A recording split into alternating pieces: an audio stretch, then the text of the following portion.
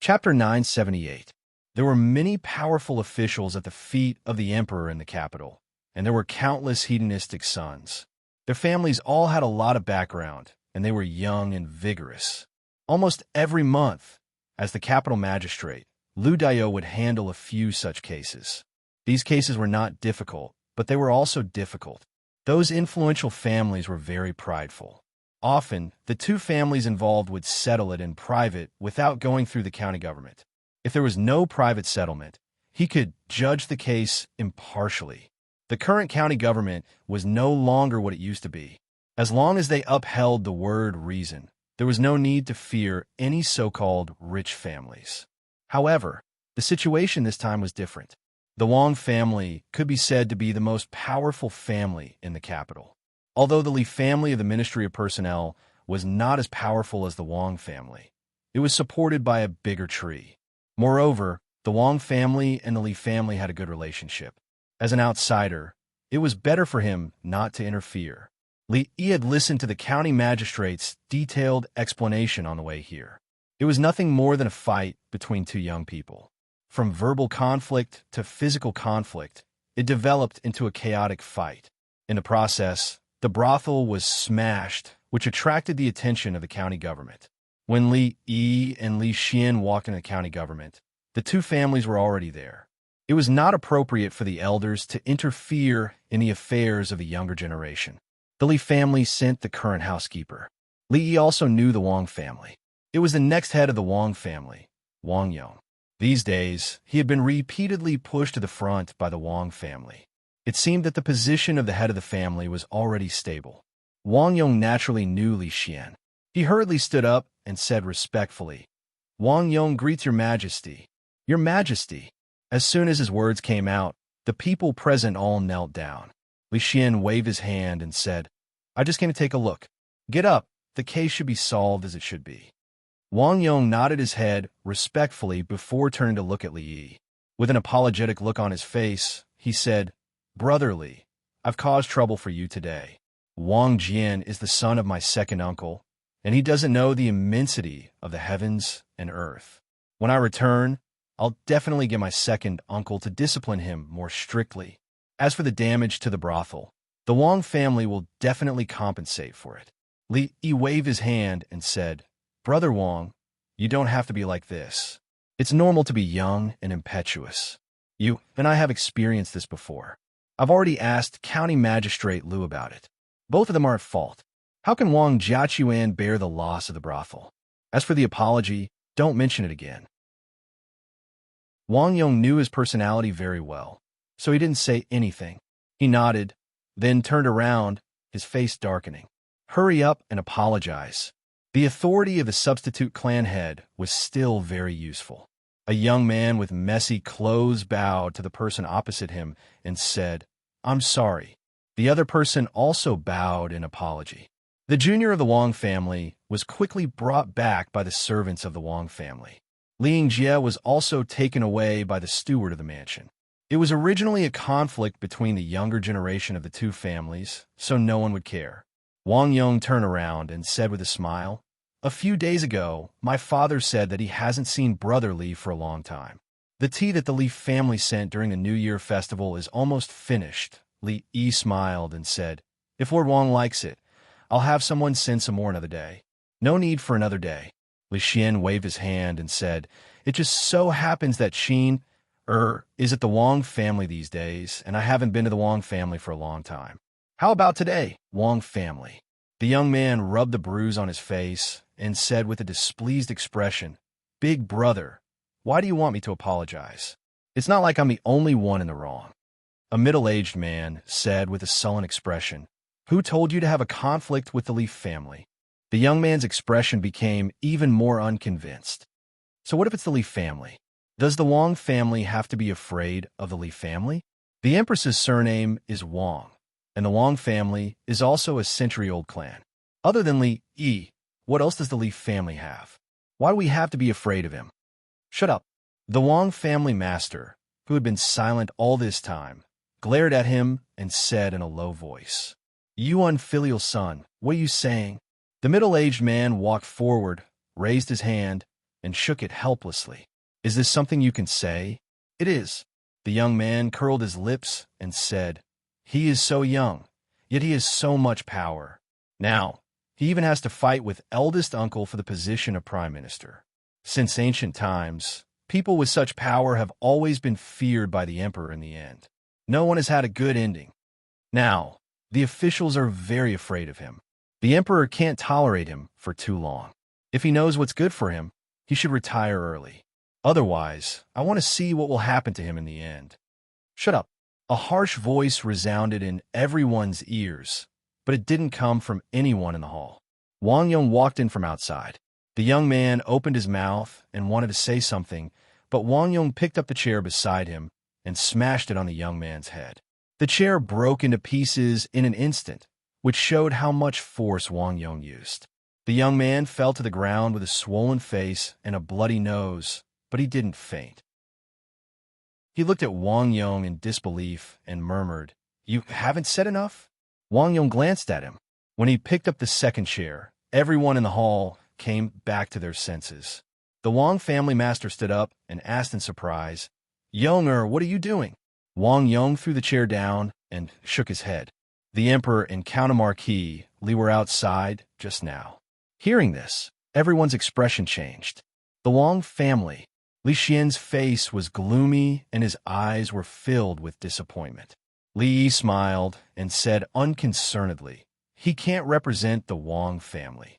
Li Xian suddenly looked at him and asked, "Do you think the officials really think this way?" "Think what?" Li Yi took a sip of wine and asked casually. "They think you have too much power and that I'll be afraid of you." Li Xian stood up and said, "Since it's like this, I'll let them open their eyes and see." Li Yi had a bad feeling and asked, "What are you going to do?" "You'll know tomorrow," Li Xian said with a dark face and strode out of the door. A moment later, in the same place, Wang Yong's expression was complicated. He sighed and said, "Father has already told him to return to Luochuan. He will never set foot in the capital again in this life." Li Yi shook his head. "Why is this necessary?" "Sister will explain it to the emperor." Wang Yong lowered his head and said, "The Wang family will always be a friend of the Li family. Brother Li, don't think too much." The commoners and even the officials all thought that the Wang family was the largest family in the Jing kingdom. With the Wang family's power, they could do whatever they wanted in the Jing kingdom without fear. The Cui family thought the same back then, so the Cui family died out. From then on, he knew that some people could only be friends and not enemies. Wang Yong came to apologize on behalf of the Wang family and brought a very generous gift. Li Yi had to accept this gift. If he didn't accept it, it would be a rejection and a falling out with the Wang family. He was just an arrogant playboy and couldn't represent the Wang family. Li Yi knew this very well. Moreover, this gift was very expensive and it wouldn't be easy to return it. Li Yi saw Mingzu in the afternoon. "What happened to you and the Wang family?" Mingzu walked in from outside and said in surprise, "The Empress asked me to tell you that today's matter wasn't what the Wang family wanted." Li Yi waved his hand and said, "It's just a misunderstanding." Mingzu looked at him and asked doubtfully, "Then what are you worried about?" Li Yi sighed and said, "Li Xian." Chapter 979. When the previous emperor was on the throne, he was diligent in governing the court. Unless he was seriously ill or under special circumstances, morning court was rarely interrupted. Although the current emperor was not as diligent as the previous emperor, morning court was still held every day. It was just that the person presiding over the morning court was changed to the eldest princess. The civil and military officials were used to this. It was not strange to not see the emperor during morning court, but it was strange to see the emperor. Thus, when they stood neatly in the court and saw the eldest princess and the emperor walk out from both sides, they were a little surprised. Today was not the first day of the lunar year, nor was it a special day. It was rare for the emperor to come to court. As for whether the emperor regretted his previous slacking, it was not something the officials could guess. After the slight surprise, the morning court was held as usual. An official from the Academy of Sciences reported in detail the recent research progress of the Academy. The Minister of Rights advised the emperor to expand the harem to stabilize the foundation of the country. A senior censor said that the prime minister could not be left vacant. The current prime minister of Qin was old, and a new prime minister had to be chosen as soon as possible. The emperor highly praised the research of the Academy of Sciences and ignored the Minister of Rights. He looked at the officials and slowly said, "I already have a candidate in mind for the prime minister position. There's no need to say more." Many people in the court felt bitter when they heard this. They said more because the emperor already had a candidate in mind. The candidate he had in mind was really not suitable for the position of prime minister. Li Xian looked at the eunuch beside him and slowly said, "Announce the decree." "Yes, your majesty." The eunuch nodded respectfully and took out an imperial decree. He walked forward and glanced at the officials below. It was this one glance that caused everyone to feel a sense of foreboding. At this moment, the eunuch's shrill voice came from above. The imperial decree. Countless people's hearts sank when they heard the word imperial edict. The wording of the imperial decree was very particular. The wording was different depending on the content. There were three main types: imperial decree, regulation, and imperial decree. Imperial decree was used to reward and also to warn. Regulation was used to announce to the officials and express the emperor's favor. As for imperial decree, it was used to announce to the world that it was not used unless it was an important matter. The emperor used imperial decree to appoint a crown prince and a princess. More importantly, there was no need for an imperial edict to be conferred the title of prime minister. The Marquis of Chang and County Li Yi is intelligent and has made great achievements.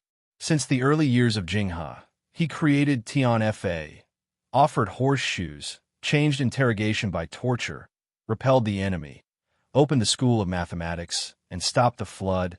The eunuch was still reading aloud. The ears of the hundreds of officials in the hall were buzzing. Marquis Li Yi of Chang and County. Sure enough, sure enough. As expected, His Majesty did not listen to his advice and insisted on making County Marquis Li the Prime Minister. He would be the youngest Prime Minister in the history of the Jing Kingdom and the laziest Prime Minister. Immediately, the faces of several censors and old officials changed. They stood out from the crowd. Before the imperial edict was finished, they were not allowed to interrupt. Otherwise, it would be a serious crime. But at this moment, everyone could see the determination on their faces. Get rid of the vermin, sweep away the crooks, push forward the reforms. Your contributions are great. Confer the title of Jiang of Silla to show the grace of the heavens. Pass it on forever. Take it and rest. Brilliant. The eunuch's voice was still echoing in the hall. Inside the hall, the expressions of some people finally relaxed. Not the prime minister. It turned out that it was just to confer the title of Jiang of Silla, not the prime minister. It seemed that His Majesty was still Jing, Jiang of Silla, one word king. Jing was the title of the Jing kingdom.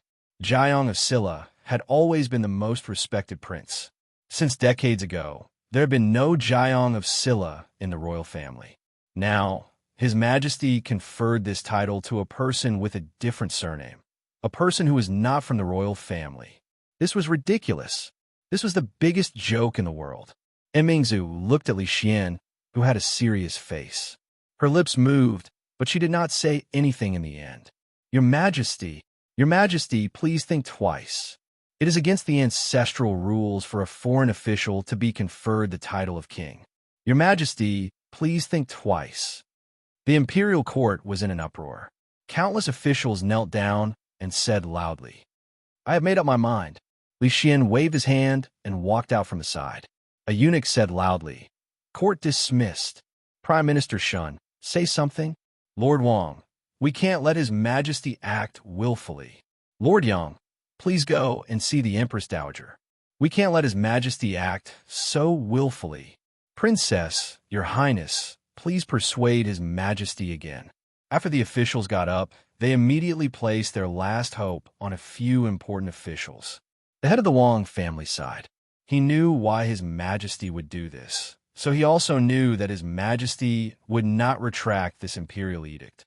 An old man shook his head and said, "His Majesty is different from the late emperor."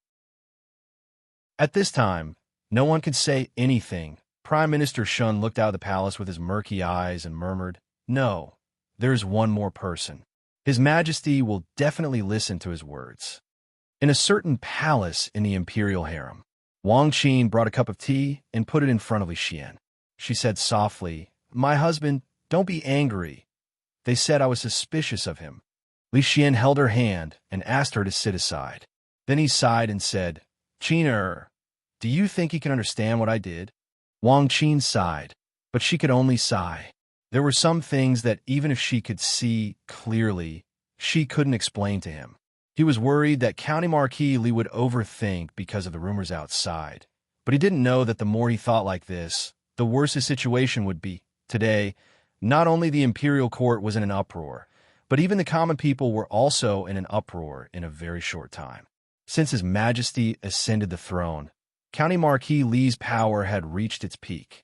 Since ancient times, such officials never had a good ending.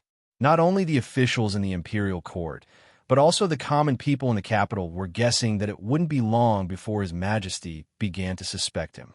The decline of the Li family was a foregone conclusion. Who would have thought that after such a short period of time, His Majesty would give all of them a resounding slap in the face? Jiang of Silla, king of the one word, a foreign official being made a king. Since the founding of the country, no foreign official had ever received such an honor. Although County Marquis Li's achievements were great and no one in the imperial court could compare to him, in the end, he didn't have the merit of opening up territory. If he led troops to destroy the Qi kingdom or the Zhao kingdom, it would be understandable if he was made a king. But now he was too young. This emperor's favor was a bit too much. Just like that, he was made a king of the one word. The emperor had directly expressed his attitude. In the future, who in the entire capital would dare to provoke the Li family? The Li family. The head of the family being made a king was a great honor. The entire manor was in jubilation. Li had just sent off the worried old woman and sat back in the courtyard. He rubbed his slightly swollen head when the princess walked in from outside. He sighed and said, "Didn't we agree to have you stop him?" Mingzu shook her head and said, "You know that no one can stop him if he wants to do something. Why do you have to stop me?"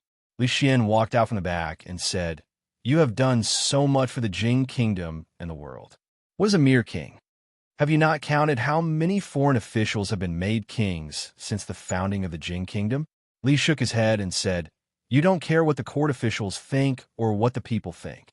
I don't care what they think." Li Xian looked at him and said seriously, "I only care what you think."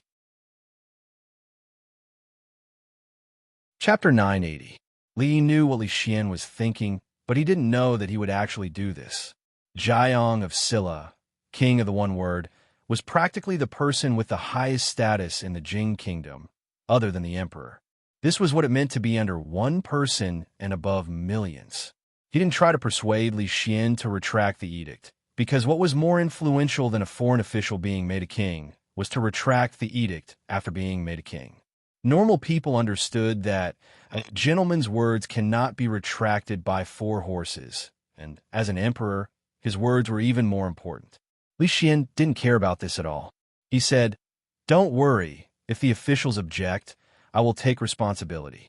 At this moment, it was too late to say anything. He knew Li Xian's personality better than anyone else. Li shook his head and said, "Let's not talk about this. Let's drink." The wine was made by Xiao Zhu.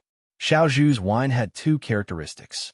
One was that it tasted sweet, and the other was that it went to the head easily. Li Xian gulped down 2 cups and started to sway. "Tell me, what's so good about being an emperor and a prince? Why are there so many people fighting to the death?" Li Xian's eyes were hazy from drunkenness. He murmured, "I still feel that those days in Qing and prefecture were the most comfortable, the most carefree." He actually wasn't in the mood to drink. Today's events, Li Xian had only started. The troublesome things were still to come. "I know you don't want to be a prince, but I want to shut their mouths." Li Xian slapped the table and suddenly said, "This capital is not interesting at all. Why don't we run? Didn't you say that there's a fun place near Shuzhou that no one can control? Why don't we go there?" Li Yimingzu looked at the two people beside her and shook her head slightly.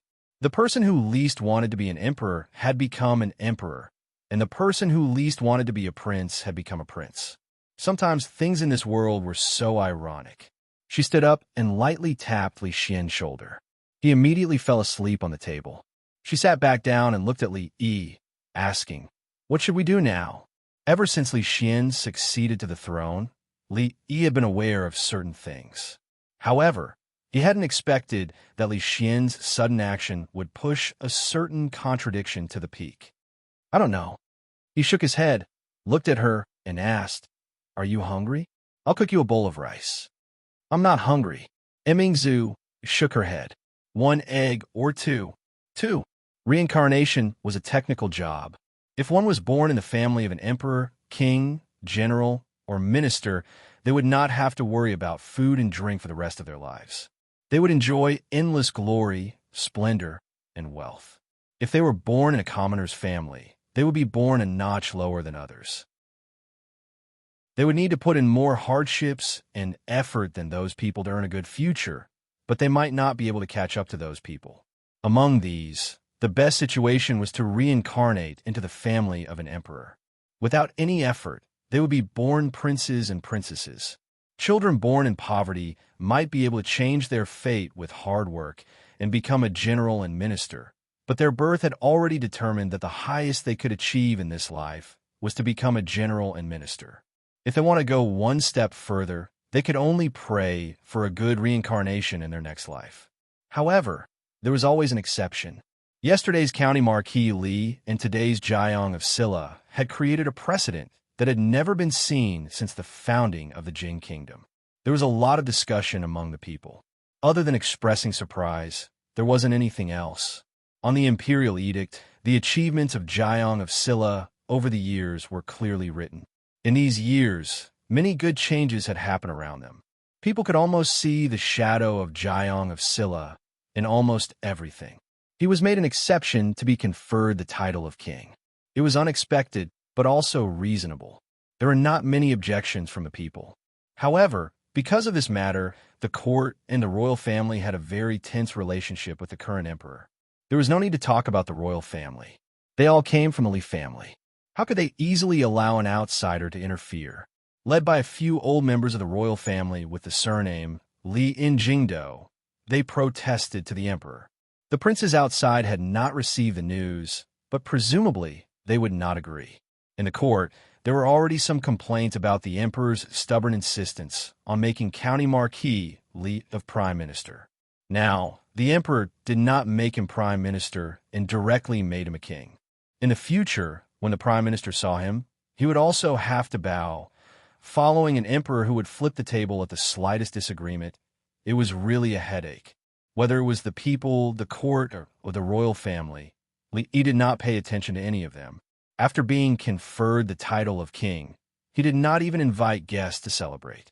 There was no difference from the past. If one had to go into detail, there was still a difference. In the past, it was very leisurely at home. Now he had to look after 3 children at the same time, Li Duan, Yongning, and Shaning. The 3 of them could not even handle it. He couldn't help but imagine his future and couldn't help but worry. Of course, Shaning was no longer a child. Many times, she could help him look after the children. This was a very good change. Fong stood behind him with some confusion and asked, "Son-in-law, do we really not need to change the signboard on our door?" Li Yi waved his hand. "No need. I have no choice but to change it." Old Fong shook his head and said, "Son-in-law is now a prince, so the entrance can't be so shabby. We have to change 2 bigger stone lions, and the plaque should also be changed. Let's talk about it later." Li Yi shook his head and said, "Is there anything important these few days?" "Important?"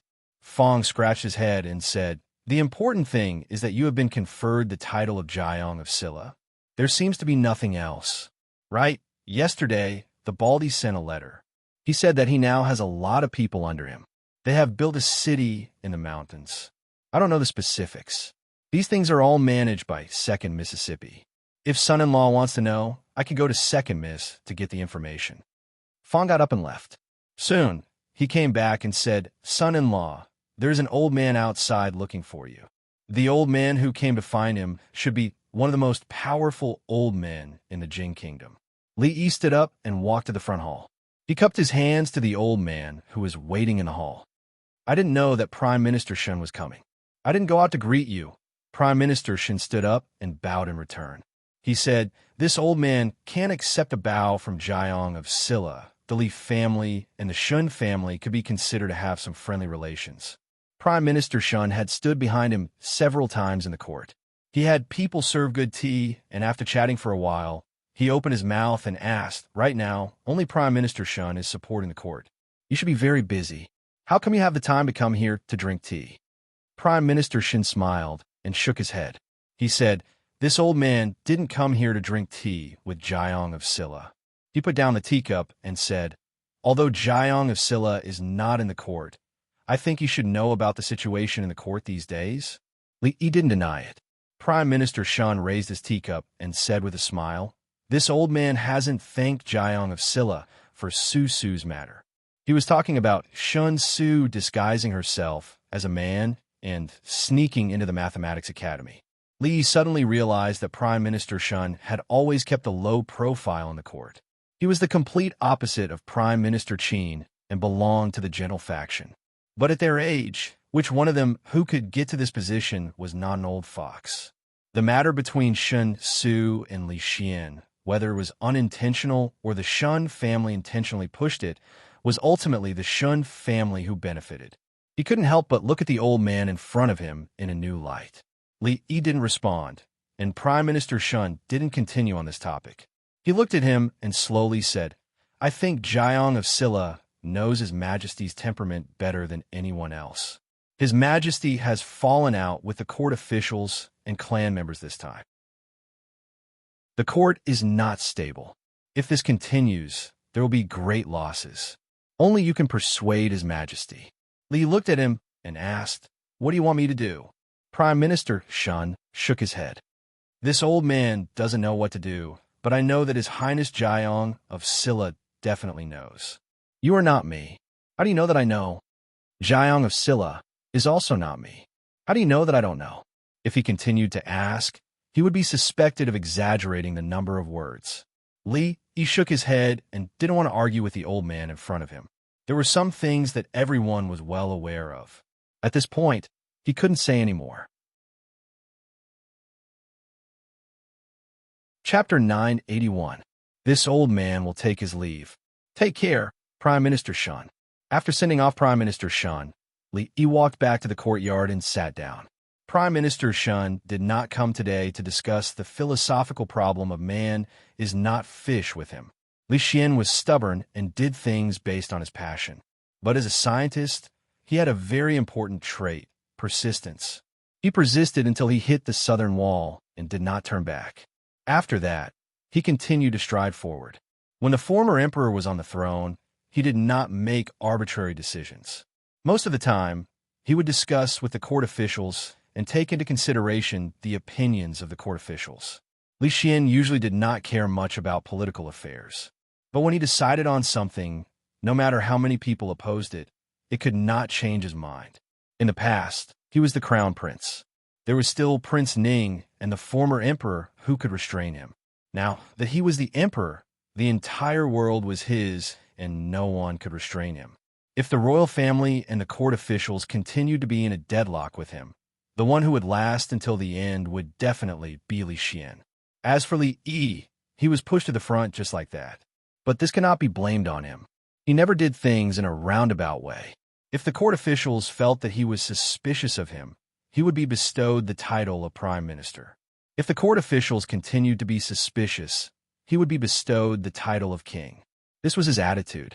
Simple and straightforward, slightly rough. This was a method that made people feel angry, funny, and touched. It was even a little childish. Of course, this kind of childishness was not a good thing when it appeared on the ruler of a country. In the courtyard, Xiao Zhu, Xiao Huan, and Xiao Chui were playing kuju. Li Yi waved to her, and said, "Xiao Zhu, help me warm a pot of grape wine later." "Okay, I will go immediately." Xiao Zhu passed the rattan ball to Xiao Huan and ran towards the kitchen. Li thought for a moment and added, "This time, make it less strong." Mississippi Lu was not at home, so there was no one to drink with him. Li Yi poured himself a cup of wine and drank by himself, thinking about what had happened just now. In another direction, Rui withdrew her gaze and said in a low voice, "Even though he has been conferred the title of king, my husband is still not happy." Ruoqing had a worried look on her face as she said, "This time, he was conferred the title of Jiang of Silla. It seems to be a great favor, but too much may not be a good thing." After His Majesty ascended the throne, the Li family had already made many people afraid. This time, with the great favor of the emperor, they will be even more afraid. It is not a good thing to stand out in the forest. Rui had a thoughtful look on her face. She looked in that direction for a long time before saying, "There's something I want to discuss with my two younger sisters." She whispered a few words, and a smile appeared on Drunken Mo's face. She said, "As you wish, sister." Ruoqing also nodded and said, "I'll listen to you." Li Yi drank grape wine as he thought about this matter. Before the previous emperor died, he had given Emingzu and Li Xian to him to watch over the court and the world. Later, he had Chan to bring a message for him to take care of Yongning and Shanning. He was not their nanny, so what right did he have? At that time, he had been blinded by greed and agreed to take care of Yongning, Shanning, and Emingzu. This was what he should do. Take care of Li Xian, who asked him to be his only good brother. He accepted it, but to ask him to take care of the entire court and the world was a bit too much. At first, he had thought that a gentleman's word could not be retracted. If he wanted to take care of them, then so be it. But now, he wanted Li Xian to sit firmly in this position. The ruler and officials were in harmony, and the court was stable. He also wanted to stay in Jingdo and watch over the world of the Li family for him. These two matters conflicted. Up until now, he still hadn't thought of a suitable solution. A sliver of indignation rose in Li Yi's heart. The old emperor, oh, the old emperor. Did he lie to his daughter or something? Before he left, he still had to trick him. He frowned and reached for the wine pot, but he caught nothing. Rui picked up the wine pot and filled his cup to the brim. She also poured a cup for herself. Looking at him, she smiled and said, "Let me drink with you." Rui usually didn't drink, not even grape wine. Other than that one time, when she was pestered by Li Yi to make up for it, she had never taken the initiative to drink. Surprised, Li Yi clinked his cup with hers. She took a small sip before looking at Li Yi and saying, "There is something I want to discuss with you." Rui didn't use this kind of tone and expression to talk to him. Li Yi asked in confusion, "What is it?"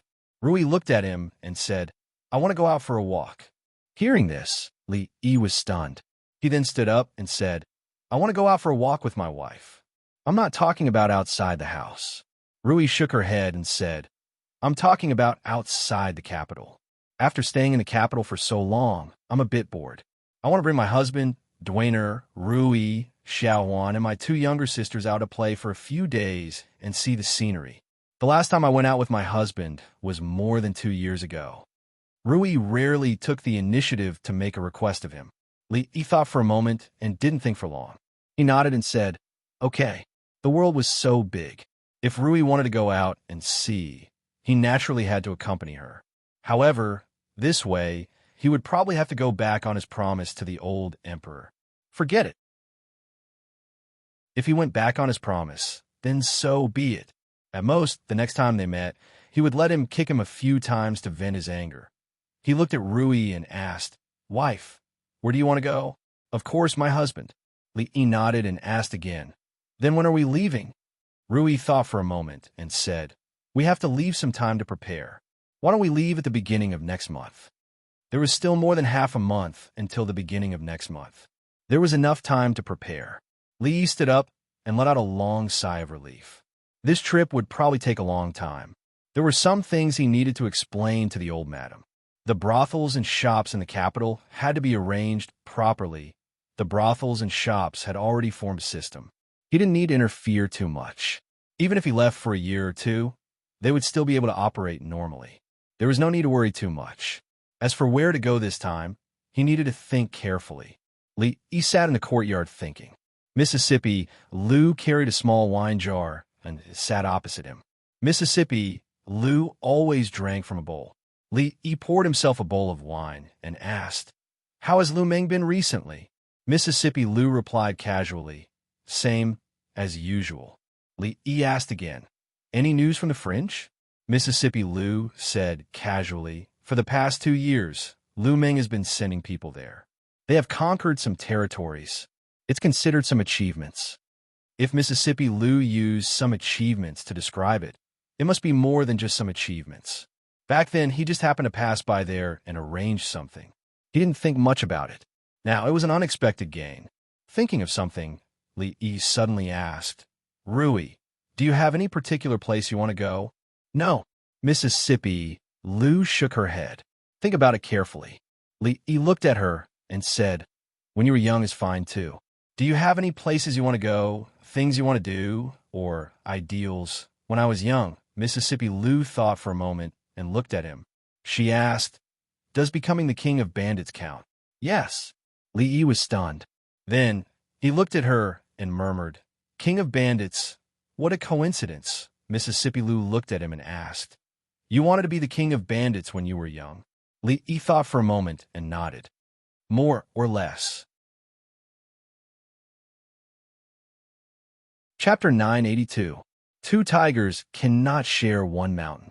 In this world, there can only be one person who can become the king of bandits. Unless it's a male tiger and a female tiger. Unless one of them is a woman who wants to be the king of bandits, and the other is a man who wants to be the king of bandits. The chances of winning against Mississippi Lou for that position were slim. Li could only choose the second option. "I have something to tell you." He picked up the bowl with one hand and gulped down the wine in it. He looked at Mississippi Lou and said, "We're leaving." Mississippi Lou finally raised her head and looked at him. She asked, "Where are we going?" "The world is so big. While we're still young, how can we not go out and see the world?" He looked at her and said, "Haven't we achieved some results in the French? Why don't we go there with Lu Meng and occupy all the mountains there? We will unify all the bandits in the French. Those who submit to us will prosper, and those who oppose us will perish. Whoever dares to resist will be beaten up until they stop resisting. This way, not only will we rid the people of evil, you will also realize your childhood dream." This news was a little sudden. Mississippi Lou was stunned for a moment. Then, she looked at him and asked, "Really?" "Of course. Why would I lie to you?" He shook his head and said, "When we unify the Fringe and consolidate the forces there, we will go to the Wu Kingdom. Isn't your disciple rebelling in the Wu Kingdom? We'll help her drag that dog of a king of the Wu Kingdom down from the throne. What do you think?" Mississippi Lou glanced at him and asked, "You're not going to be the Jiang of Silla?" He waved his hand and said nonchalantly, "What Jiang of Silla? How is Jiang of Silla more important than realizing your dream?" Mississippi Lou thought for a moment and nodded. "I think your suggestion is good. Sir, I just heard Sister Rui say something about leaving." When Li was packing things in the room, Shanning held Yongning's hand and walked in from outside. She asked, "Are you going out to play? Where are you going? For how long?" "I'm going to a very far place." He shook his head and said, "I don't know how long I'll be gone." Shanning looked at him and asked, "Just like last time?" Yongning clearly remembered what happened last time. She walked over and hugged Li's arm. She begged in a soft voice, "Brother, I want to go too. Don't leave Cindy behind." Li carried her up and said with a smile, "Of course I have to bring Cindy along." Shanning looked a little hesitant as she asked, "Is it as long as the last time?" "Maybe a little longer than the last time." Li looked at her and asked, "Bing Ning, do you want to go? If it's that long, Mother won't agree."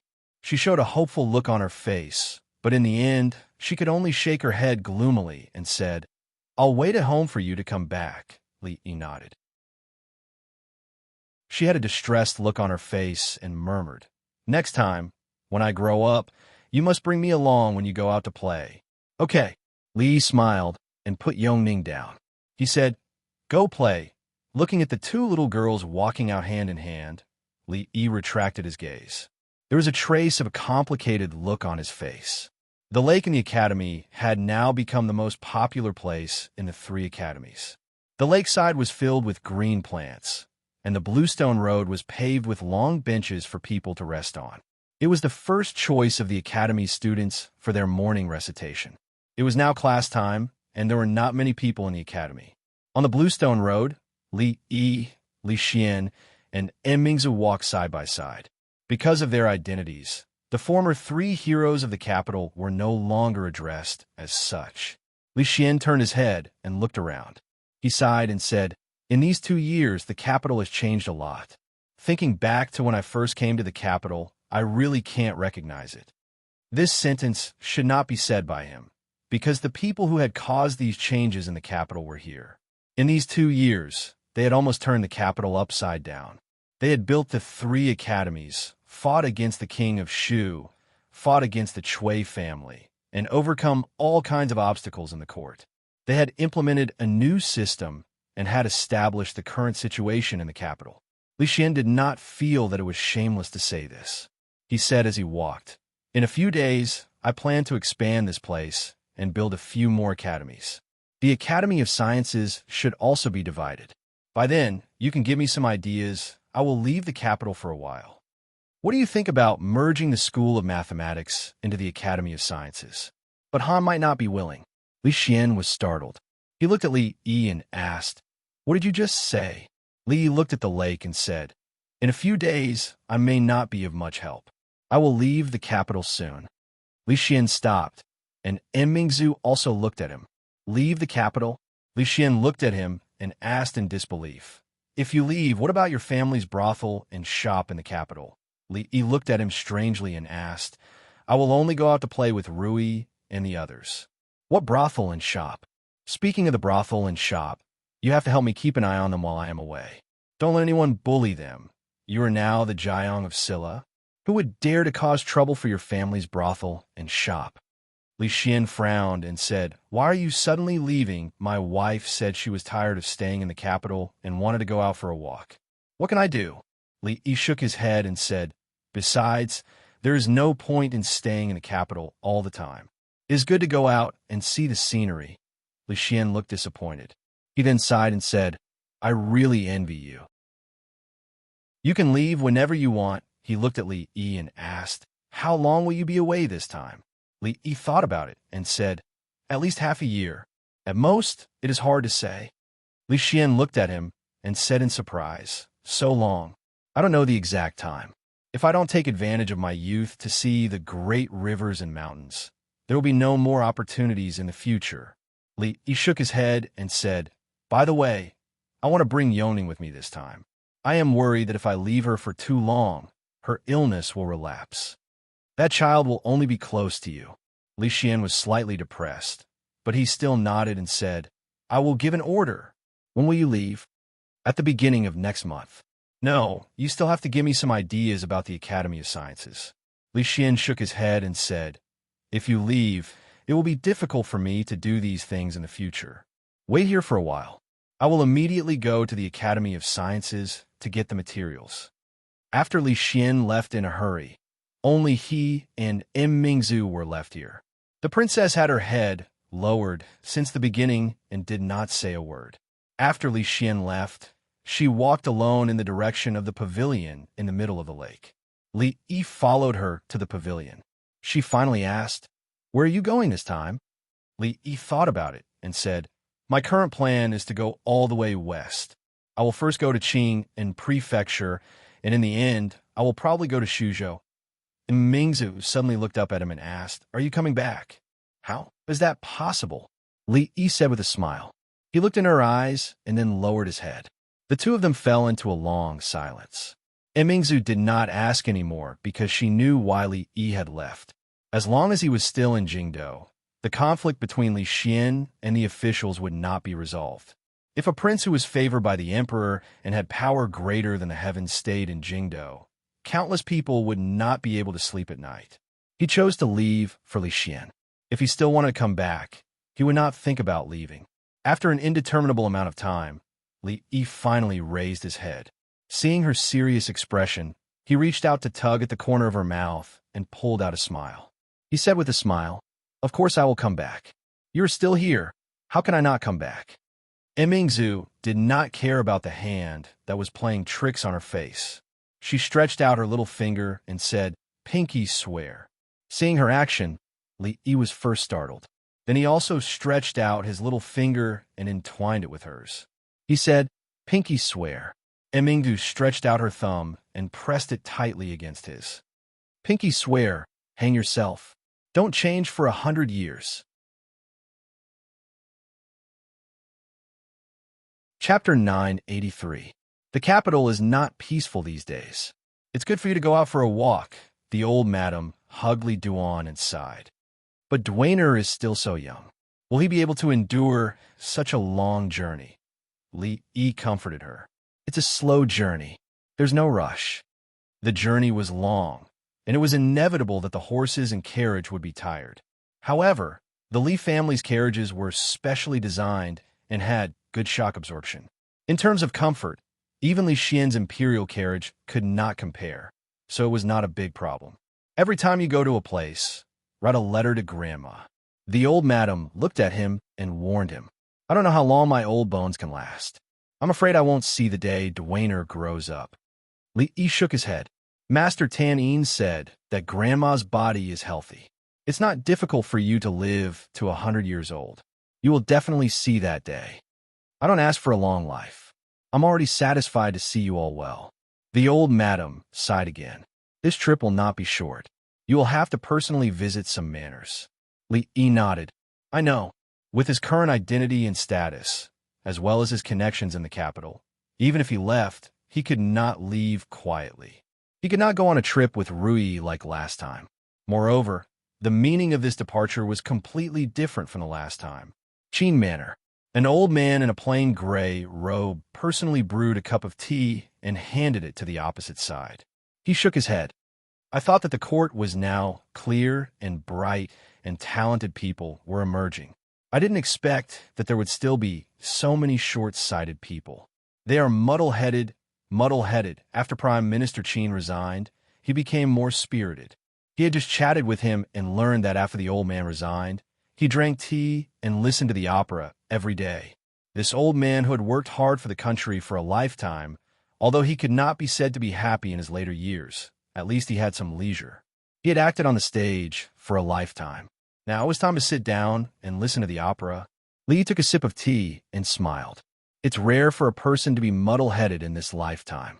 Prime Minister Qin shook his head and said, I know that the reasons His Majesty used to grant you the title of king are not everything you have. They lost a chance to sweep away all the countries and unify the world. Li Yi smiled and drank his tea, lowering his head in silence. It's so difficult that I'm confused. The old man stood up and said, Let's go. This Jing kingdom can't keep you here. I want to go out for a walk as well. If I walk more after eating, perhaps I can live a few more years. Let's see how far you can go.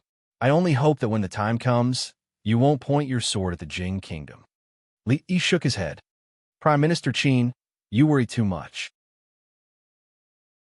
I'm no longer Prime Minister Qin. The old man smiled and said, It's rare to be muddle-headed. It's rare to be muddle-headed. He walked out of the door with the help of his walking stick, followed closely by an old servant.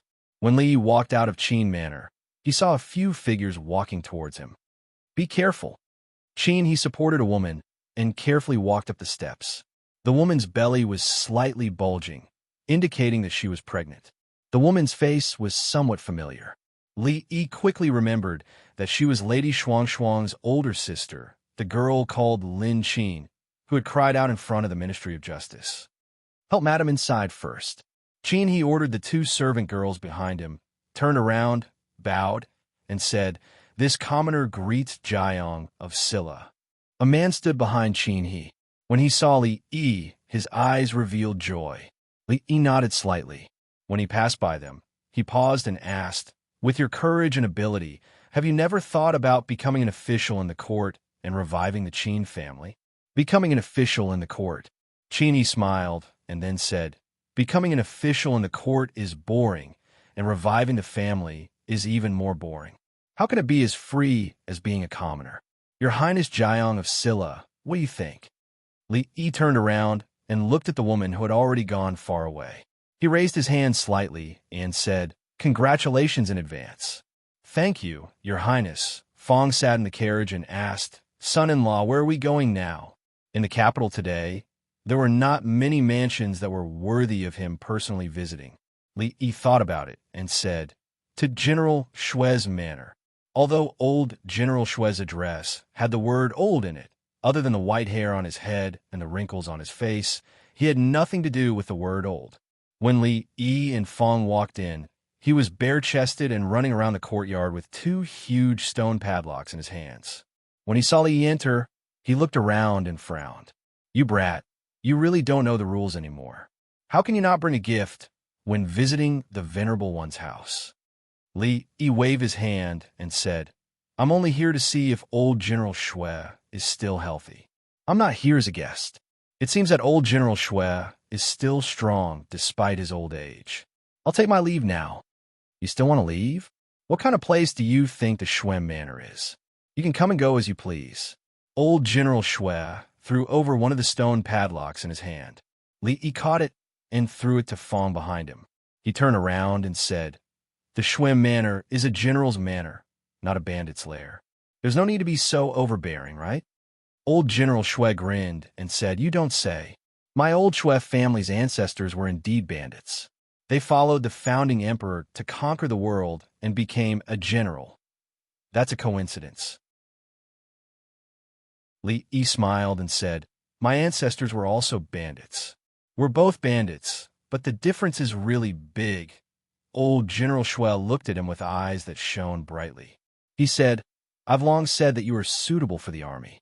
I didn't think that your skinny arms and legs would hide so deeply." He then looked at Fong, who was tossing the stone padlock around like it was a rock. He said in surprise, if this was on the battlefield, he would be able to fight against 10 soldiers. "Why? Are you interested in joining the army? This old man can guarantee that within 2 years, you will at least become a chiliarch." Although old General Shui was a sly old fox, he was still not good enough to fool Fong. He was much more interested in being a bandit than a chiliarch. Within 2 years, he might be able to borrow the heads of 2 chiliarchs to play with. "Let's talk about this in the future."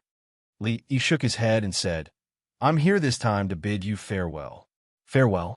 Old General Shui was startled, and the smile on his face gradually disappeared. He turned around and ordered a servant of the Shui Manor, "Go, call Old Ma and the others over." The general's residences were not far from each other. Back when the imperial court divided the houses, the civil officials and military officials were separated very widely. Not long after, the few old generals appeared in the main hall of the Shui Manor. Old General Ma sighed and said, "His Majesty's insistence on conferring the title of king to you is indeed somewhat inappropriate.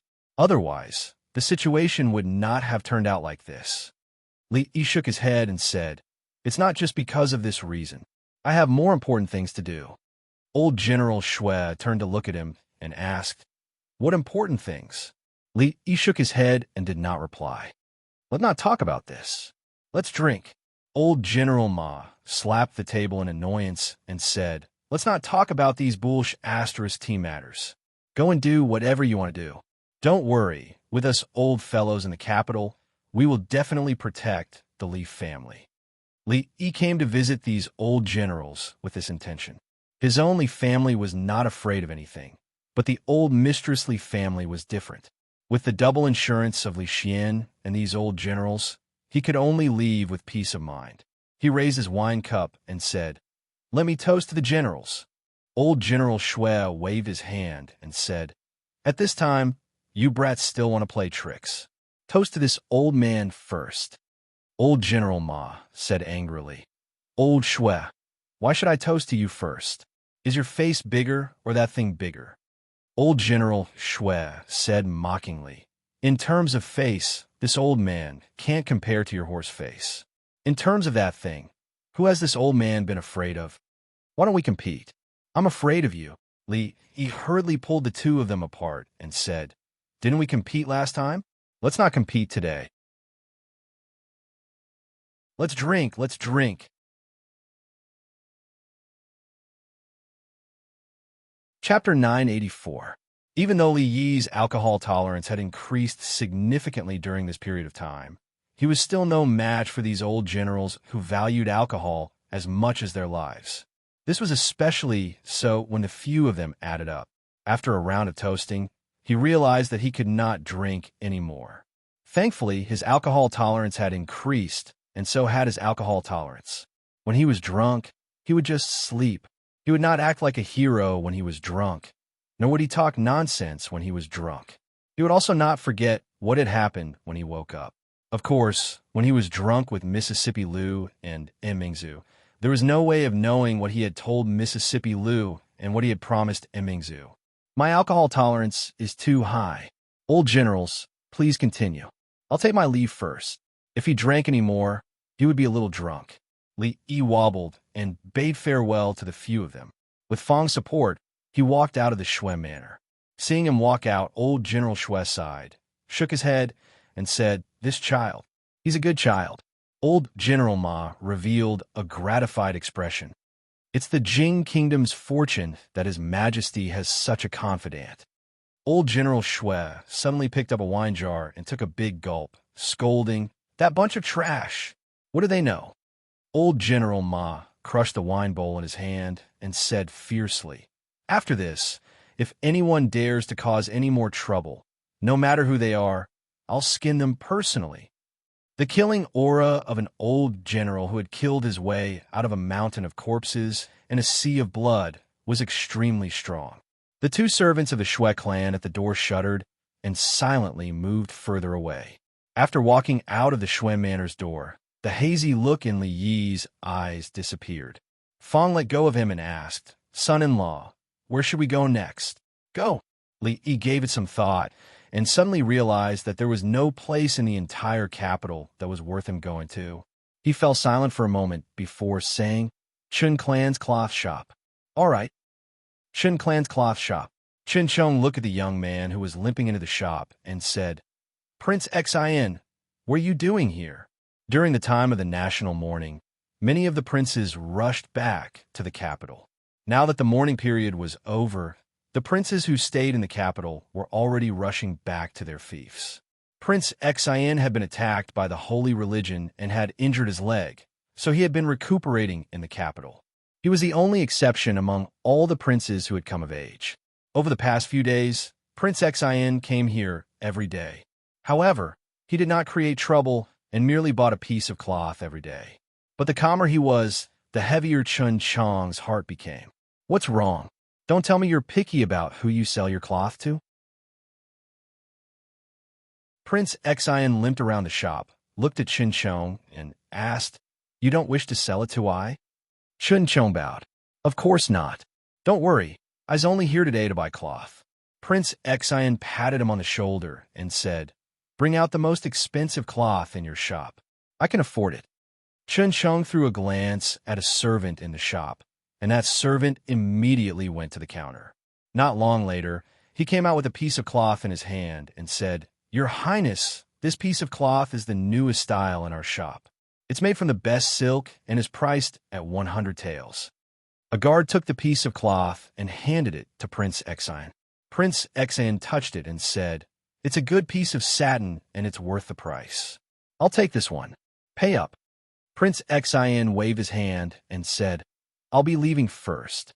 I'll come back tomorrow." For a prince to personally come to this small cloth shop every day to buy a piece of cloth was a great honor to other cloth shops. However, to the Chun clan, it was an unparalleled pressure and torture. Chun Chong believed that this was something that Prince Xin would be happy to see. He fell silent for a moment and said, "Your Highness, what other cloth do you need? Why don't you buy it all together today? Rice has to be eaten bite by bite, and cloth has to be bought piece by piece." Prince Xin turned to look at him and said, "Grudges have to be settled bit by bit. Don't you agree?" Chun Chong clenched his fists tightly and looked straight at him. Prince Xin slowly took 2 steps forward and said in a soft voice, "I like it when you can't stand the sight of me, but can't do anything to me." He took a long look at Chun Chong and then walked out with large strides. Just then, a figure walked out from the inner room and said softly, "Second brother, where's that piece of cloth made from the best silk? He's going to leave soon, and I wish to personally cut 2 sets of clothes for him."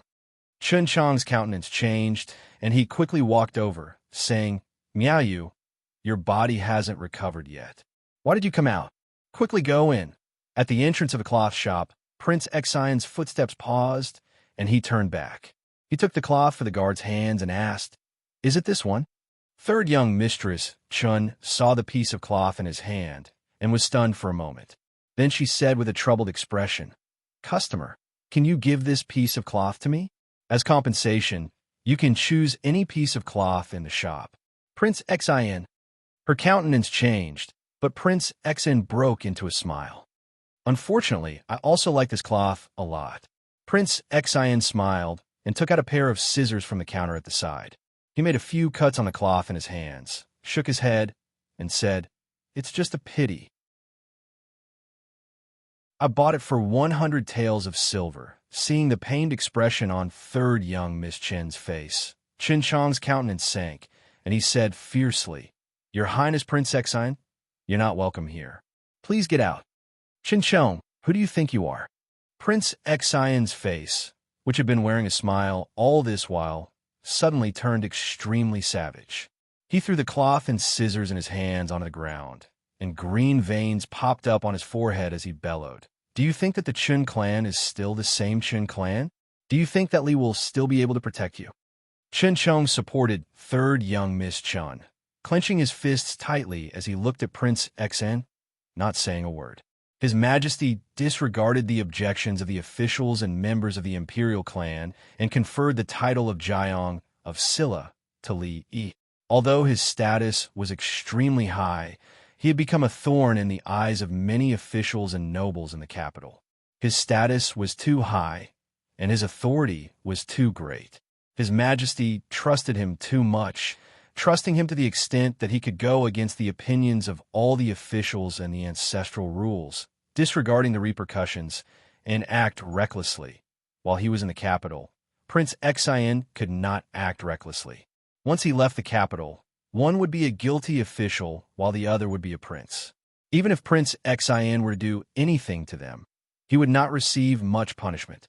It would be like how he had burned down the Zheng Manor previously. However, to the Qin clan, this could be a calamity. The higher one climbs, the worse one falls.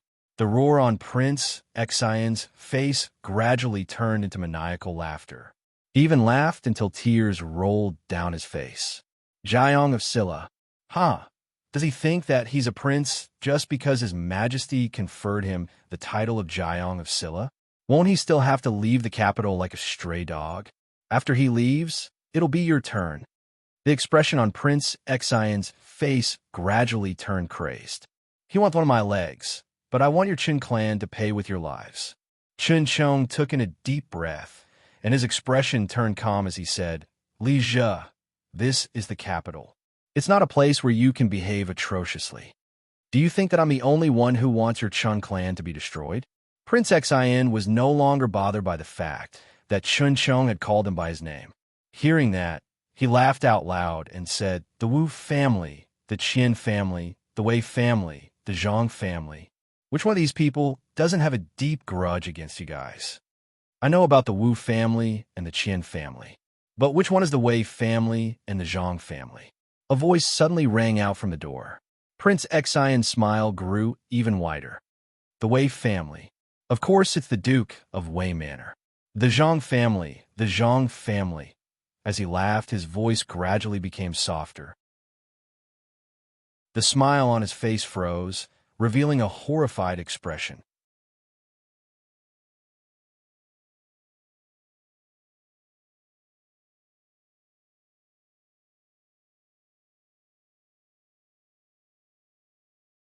Of course, even if he had forgotten about it, he still had other arrangements for this place. With just Prince Xian or some other clans, they would not be able to create any waves. "Miao Yu, Miao Yu." Suddenly, Chun Chong's panicked voice came from behind. Li Yi hurriedly turned around and saw Chun Chong supporting third Miss Chun with an anxious expression. Third Miss Chen's face was pale, and she looked very weak. She shook her head and said, "Second brother, I'm fine." She looked at Li Yi with a smile on her face. "You're here." Li Yi hurriedly walked over and asked, "What's wrong?" She smiled, shook her head, and said, "I caught a cold 2 days ago. I'll be fine after some rest. It's not a big deal." Chen Xiong turned to look at a shop assistant in the shop and said, "Li Jun, go get a doctor to take a look." "There's no need." Li Yi waved his hand, tossed something to Fong, and said, "Fong, take this token and go to the palace to get the imperial physician token over." "All right." Fong took the token and ran out quickly. Chen Xiong's lips parted, but he did not say anything else. He turned and said, "Miaoyu, I'll help you in to rest for a while." Li Yi stayed in the shop. When Chen Xiong came out, he asked with a grim countenance, "What's wrong with you? How do you take care of people? Why did you suddenly catch a cold?" Chen Xiong looked at him and said, "When Miaoyu heard that you were leaving, she said that she wanted to personally make a few sets of clothes for you. She worked through the night to make them and fell sick yesterday." Li Yi found a chair and sat down, no longer speaking. Chen Xiong sat down on the other side and glanced into the room. When he turned back, hesitation, confusion, and perplexity appeared on his face. After a moment, he suddenly asked, "You really have to leave?" Li Yi nodded. "I really have to leave." Chen Xiong took a deep breath. After a long time, he said, "Take Miaoyu with you." Li Yi thought for a moment, then said, "Don't worry. After I leave, I will take care of the matters here." Chen Xiong's eyes were bloodshot as he stared at him. He lowered his voice and said, "Do you still not understand? Miaoyu will not be happy if she stays here." Li Yi's eyes widened, and he said angrily, "Why don't you try being fierce again?" Chen Xiong closed his eyes and leaned against the back of the chair as if all the energy in his body had been sucked out. Li Yi also looked into the room and said in a small voice, "I came here today precisely for this matter." Imperial physician Lu Jimin arrived very quickly. Just as he got off the carriage, he was carried in by Fong. "The medicine chest. Don't forget the medicine chest." "I won't forget." "Hurry up." After standing up with great difficulty, he straightened his clothes and bowed respectfully to Li Yi. "This lowly official greets His Highness Jiang of Silla. No need for such formalities." Li Yi waved his hand and said, "Let's go in and take a look first." Lu Jimin nodded and walked into the room with the medicine chest on his shoulder. A moment later, he withdrew his 3 fingers from third young Miss Chen's wrist and said, "It's just a small cold. Coupled with the fact that you've been too tired these past 2 days, I'll prescribe a medicine. If you take it regularly, you'll be fine in 2 or 3 days." Chen Xiong clasped his hands and said, "Many thanks, Lord Lu. I'll go write a prescription." Lu Jimin smiled and walked out of the room. "Third sister, rest for a while." Chen Xiong smiled at third young Miss Chun lying on the bed and walked out of the room with Li Yi. Walking away from the door of the room, Chen Xiong closed his eyes, clenched and unclenched his fists, loosened them, and clenched them again. After a long time, he opened his eyes and said, "I'll take it as a promise." Li Yi looked at him and said, "You know that my promise is useless." Chen Xiong took a deep breath and said, "I'll try to persuade Miaoyu." Li Yi shook his head and said, "Leaving the capital, leaving the Chen clan, she still won't be happy. It's the same principle." Chen Xiong's eyes dimmed. "Your family is leaving the capital. How can our Chen clan follow?" "Who said it's just our family?" Li Yi shook his head and said, "There are several hundred to 1,000 people. If you want to leave, you could just be a coachman or coachman. It doesn't matter if there's one more person." This time around, they were leaving the capital to do something big. How could a few people be enough? The strategic center of the brothel was going to be shifted to the west, and they were going to build a new merchant group and build a business district in the west. The Lu Alliance would naturally have to shift their base as well. They were preparing to turn their previous business into a brothel. Those martial artists had been coming back and forth from the chaotic lands for the past 2 years, and had long since treated that place as their second base. Now that the Alliance head had left, what was the point of them remaining in the capital? In the past, they had been busy working for others and had been idling around. Now that they were finally going to fight for their own business, they were filled with vigor. Even their meals were much more delicious than before. Over 1,000 people. Ching looked at him and was stunned for a moment before he gritted his teeth and said, "Why didn't you say so earlier? I saw that you were having a lot of mental activities earlier and couldn't bear to disturb you." After Ching calmed down once again, Li asked, "Do you remember the few clans that Prince Xian mentioned earlier? What are you going to do?" Ching looked at him and asked, "Kill him."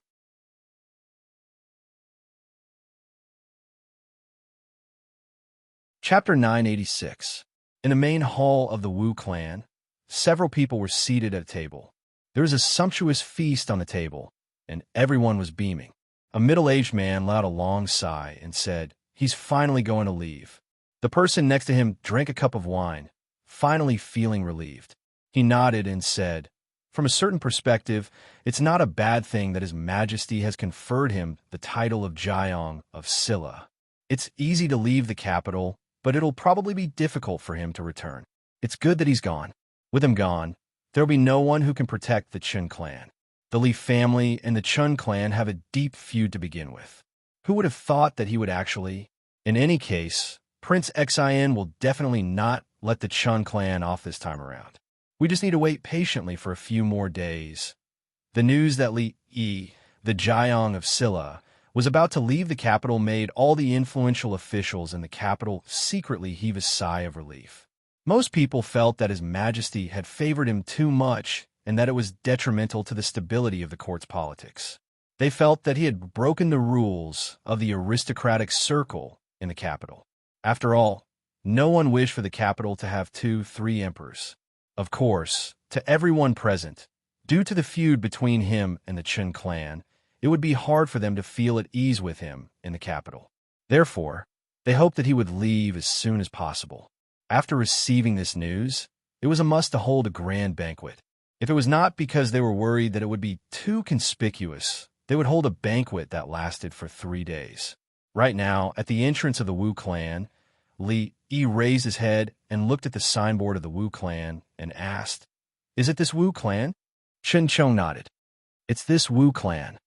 On the way here, he had already thought through some things. Therefore, he was very cooperative with Li Yi. "I've screwed it up." Fong stepped on the stone lion at the entrance of the Wu clan and leaped up.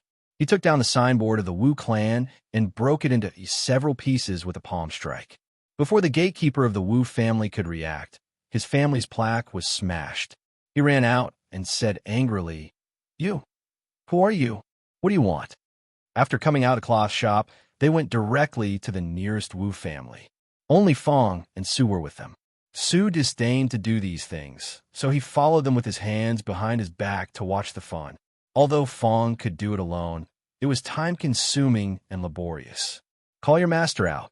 Li Yi looked at the gatekeeper and said, "We don't have enough manpower. Let him find someone to help." The gatekeepers of large families rarely didn't know how to read people. In fact, after sitting in this position for a long time, they even knew how to read people better than their own master. Seeing that this young man had asked someone to smash the Wu family's signboard and humiliate the Wu family, yet he could still calmly call out to the old master. It was either that he had a powerful background or that he was crazy. Judging from the young man's temperament and the sturdy man, the former was more likely. The gatekeeper glanced at the broken signboard once more before running inside. The sloppy old man clasped his hands behind his back and said with great interest, "It's really great to be a prince." When the master of the Wu family heard that someone had smashed the plaque of the Wu family, he immediately rushed out with his men in a rage. This behavior was more ruthless than a slap in the face. It was something that all the families who valued face couldn't tolerate.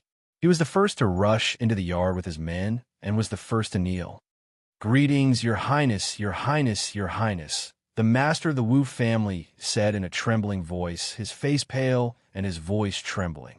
Unless it was a special occasion, such as the coronation of a new emperor or an important ceremony, officials didn't have to kneel when they saw the emperor. Naturally, they didn't have to kneel when they saw the prince. However, the master of the Wu family still knelt because his legs were so weak that he couldn't stand up. The person before them had once been their nightmare.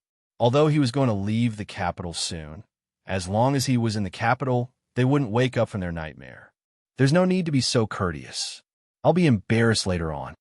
Li looked at him and said, "Do you know why I'm here today?" The master of the Wu family said in a trembling voice, I don't know. I'm here to cause trouble." Li looked at the master of the Wu family and said, "But we don't have enough manpower now. Can the Wu family help out?" The master of the Wu family knew that he was here to cause trouble and also knew why he was here. Prince Xan, that fool. He had clearly said to bear with it a little more. Yes. The master of the Wu family steeled his heart and said, gritting his teeth, "Go and call all the guards in the clan over." Between causing trouble for the Wu family or completely wiping out the Wu family from the capital, even a fool would know how to choose. The guard of the Wu family arrived very soon. The person in the lead looked at the master of the Wu family and immediately asked, "Master, where are the troublemakers?" Smash! The master of the Wu family squeezed out this word from his throat. Smash? The guard was stunned for a moment and asked, "Smash what?" "Smash the Wu family." The master of the Wu family picked up a bonsai plant in the courtyard and smashed it fiercely onto the ground, causing soil to splatter everywhere. He looked at the guard and asked, "Smash it like this, understand?" Old master. The guard looked at the master of the Wu family in a daze, feeling both surprised and doubtful. Could his old master be? Could he have gone crazy? Seeing that the guard was still standing there in a daze, the master of the Wu family kicked him fiercely and said furiously, "Hurry up. If you're not going to make a move, pack up your things and scram." The guard swallowed his saliva again, looked behind him, and said to the crowd, "Did you hear that? Smash it." Fong pointed to the inside of the room and said, and inside, the master of the Wu family kicked another guard and said loudly, "Go inside and smash it." Fong reminded him, "Pick the expensive ones and smash them." The master of the Wu family had a pained expression on his face. He gritted his teeth and said, "Pick the expensive ones and smash them." Thus, the servants of the Wu family discovered a very strange scene. With their old master taking the lead and the guards, they smashed everything they could see in the house. The old master tore his favorite painting and smashed the vase he had bought with a lot of money a few days ago. The coral he had just smashed was worth 5,000 taels of silver. In the end, when there was nothing else to smash, their old master finally reached out his evil hand to the innocent tables and chairs. The Wu family was already in a mess. After searching around the house, they really couldn't find anything to smash. The master of the Wu family panted heavily and walked quickly to Li Yi's side. He asked carefully, "Your Highness, look, is it okay?" "It's not bad." Li nodded and said, "Let's forget about this matter. Tomorrow, you can resign and retire. You don't need my help, do you?" The master of the Wu family hurriedly shook his head. "No need, no need." The people behind him watched with fear in their hearts. Sir Wu was in the prime of his life, and it was the time when his career was the smoothest. For him to resign and retire at this time, resigning and retiring at this time was already the best ending. If he needed Jiang of Silla's help to resign and retire, the ending might be a little different. Resigning and going to prison, resigning to a desolate place 1,000 li away, were all things that couldn't be more normal. Anyone could see that Jiang of Silla was venting his anger. He wasn't targeting the Wu family. He was targeting all the officials and nobles in the capital. The matter with the Chun family was just a prelude. He was establishing his might, and he was also intimidating. He was intimidating those who wanted to make a move after he left the capital. This was also the first time he was establishing his might after being conferred the title of Jiang of Silla. Only now did they realize that Jiang of Silla was Jiang of Silla. Before he became Jiang of Silla, the Chui family had offended him. The Chui family had fallen, and the king of Shu had offended him. The throne that had been in his hands had flown away. Now that he was already a prince, there were actually people who thought that this was the end of his road. Fong walked around the Wu family and asked Qin Chong, "Old Chun, where to next?" "The Qin family." Qin Chong thought for a moment, then said to a person watching nearby, Sir Qian, please lead the way.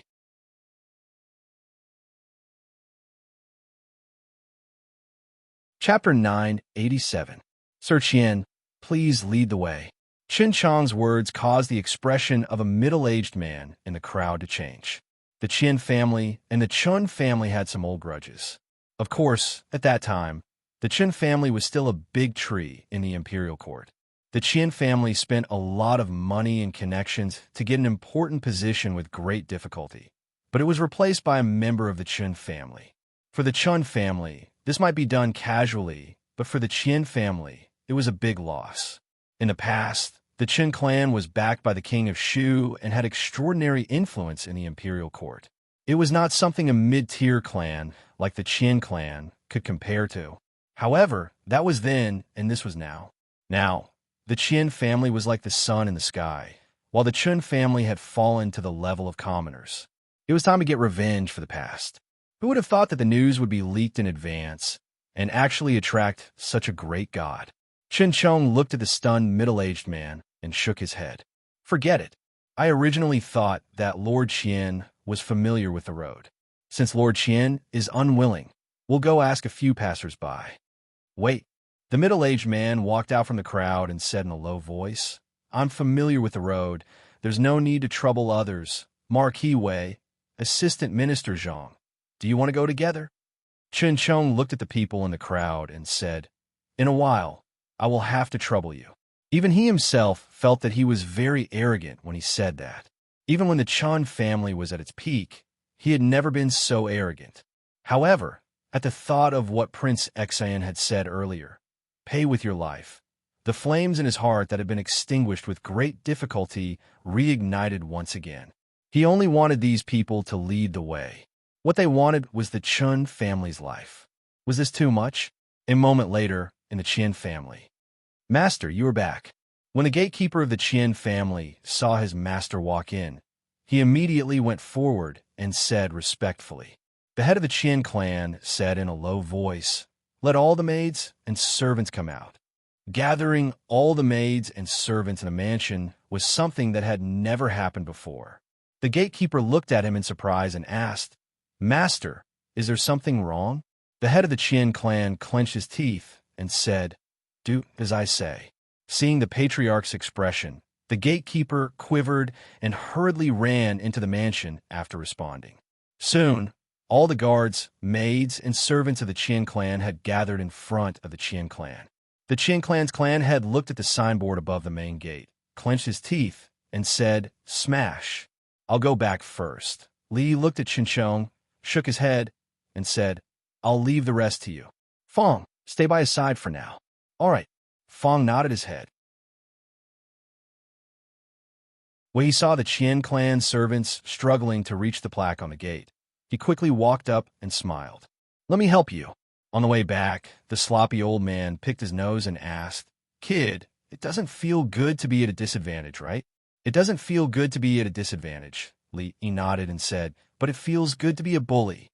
Everything that had happened today was indeed for some people to see. They feared and feared him, thinking that he was powerful and lawless. If he didn't do something lawless, wouldn't he disappoint many people? On the way back to the cloth shop, he happened to see Chun Lijun returning with the medicine. This person, who had once been one of the capital's greatest profligates, had long since been worn down by life. When he saw Li Yi, he avoided eye contact and hurriedly said, Greetings, Your Highness Jiang of Silla. Li Yi waved his hand and asked, Are you going to brew the medicine? Chun Lijun nodded. Li took the medicine from his hands and said, I'll do it. Chun Lijun was startled and was about to say something when Li Yi waved his hand and said, Don't waste words. Go get the clay pot. Brewing medicine was a technical job that required a great deal of patience. Li Yi had endured 2 months from Mississippi Lu, so he naturally had a lot of experience. He squatted in the courtyard, holding a small fan in his hand, carefully controlling the heat. In a certain room, on a bed next to the window, a pale-faced married lady looked through the window at the busy figure in the courtyard with a smile in her eyes. Before one of the influential families in the capital, Chun Chong looked at the golden signboard, shook his head and sighed, It's a pity. Before him, a middle-aged man gritted his teeth and said, "Smash!" In the palace, all the members of the royal family in the capital had gathered. After an imperial physician checked on Prince Exan, he replied respectfully, "Your Majesty, Empress Dowager, Prince Exan's arms are probably crippled." Prince Exan had already woken up, but his countenance was terrifyingly pale. He sobbed and said, "Empress Dowager, brother, look at how arrogant that Li Yi has become." Li Xian looked at him and asked, "You're a prince. Would you personally go to the cloth shop to buy cloth?" Prince Exan was speechless. Li Xian asked again, "Could it be that he crippled your arms just because you bought a bolt of cloth?" Prince Exan was speechless. Li Xian asked again, "Why did you go to the Chun clan's cloth shop?" Prince Exan endured the pain and said, "When I entered the palace, that Li Yi was leading his subordinates and barging into the official residences of the important officials in the imperial court, smashing and looting them. He's showing no regard for the law." "Which one did he smash?" "The Wu family and the Qian family." Li Xian waved his hand. "Summon them into the palace." Over the past few days, no one from the Li clan who strongly objected to Li Xian conferring Li Yi the title of Jiang of Silla said anything. He was clearly about to leave. Why was Prince Exan courting death? At a time like this, what else could he not do? Very soon, the heads of the Wu family and the Qian family were summoned into the palace. After the two of them entered the palace, they immediately greeted, "Your subjects pay their respects to your Majesty and Empress Dowager." Li Xian looked at the two of them and went straight to the point. "Prince Exan said that the Jiang of Silla smashed your residences?" Prince Exan endured the pain and turned to look at the two of them, wearing a hopeful expression. The heads of the Wu family and the Qian family exchanged a glance and shook their heads at the same time. "I wonder where your Highness Prince Exan heard the rumors." "There's no such thing." "That's right. 2 days ago, I discussed with Lord Qian and planned to renovate the residences. Today, we smashed it ourselves and can start work tomorrow." "Lord Wu is right. Your Majesty mustn't listen to the rumors." Prince Exan looked at the two of them who were explaining with a serious expression.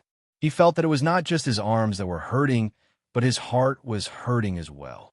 He could not move his arms and could only use his feet to point at the two of them.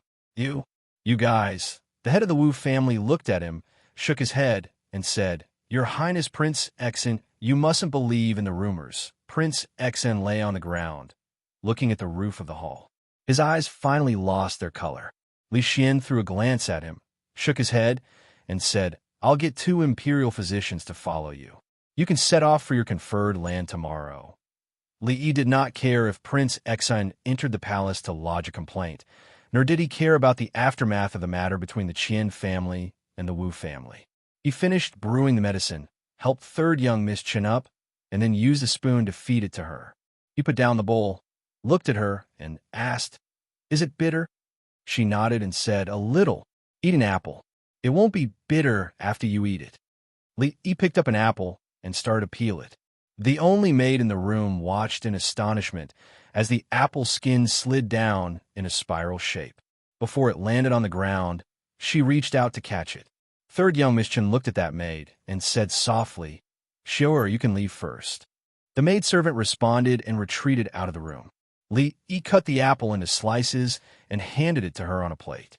She placed the plate at the side, held Li Yi's hand, and looked at him in a daze. Li Yi sat at the side of the bed. She suddenly put out her other hand and placed it on his face, gently caressing it. Li Yi did not dodge. She suddenly said. Li Yi looked at her. "Can you call me mother?"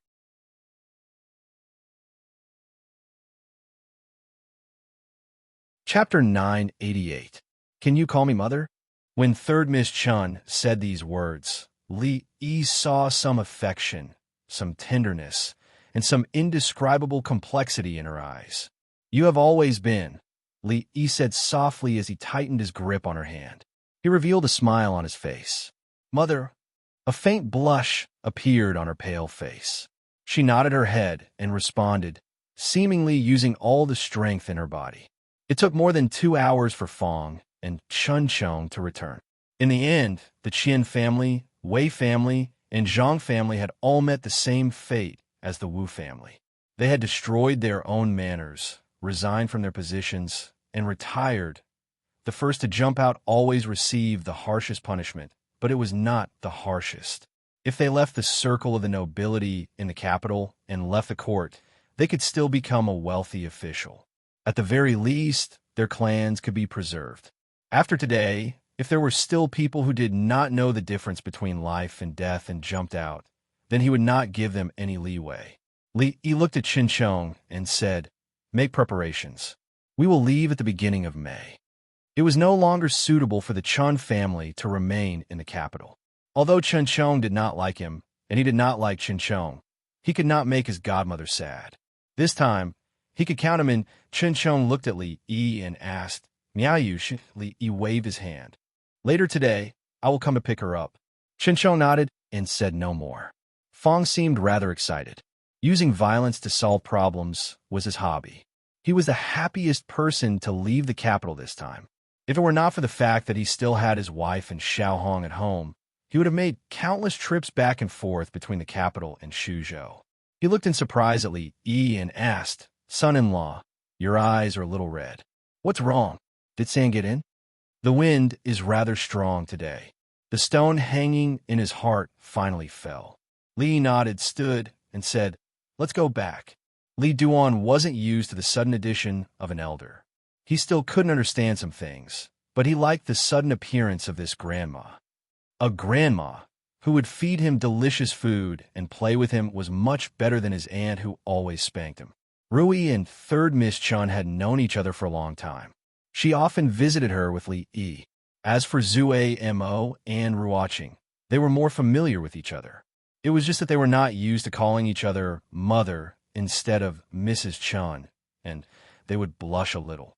The women were talking in the inner courtyard, while Tseng Shichen and Qin Chong were drinking in a corner of the outer courtyard.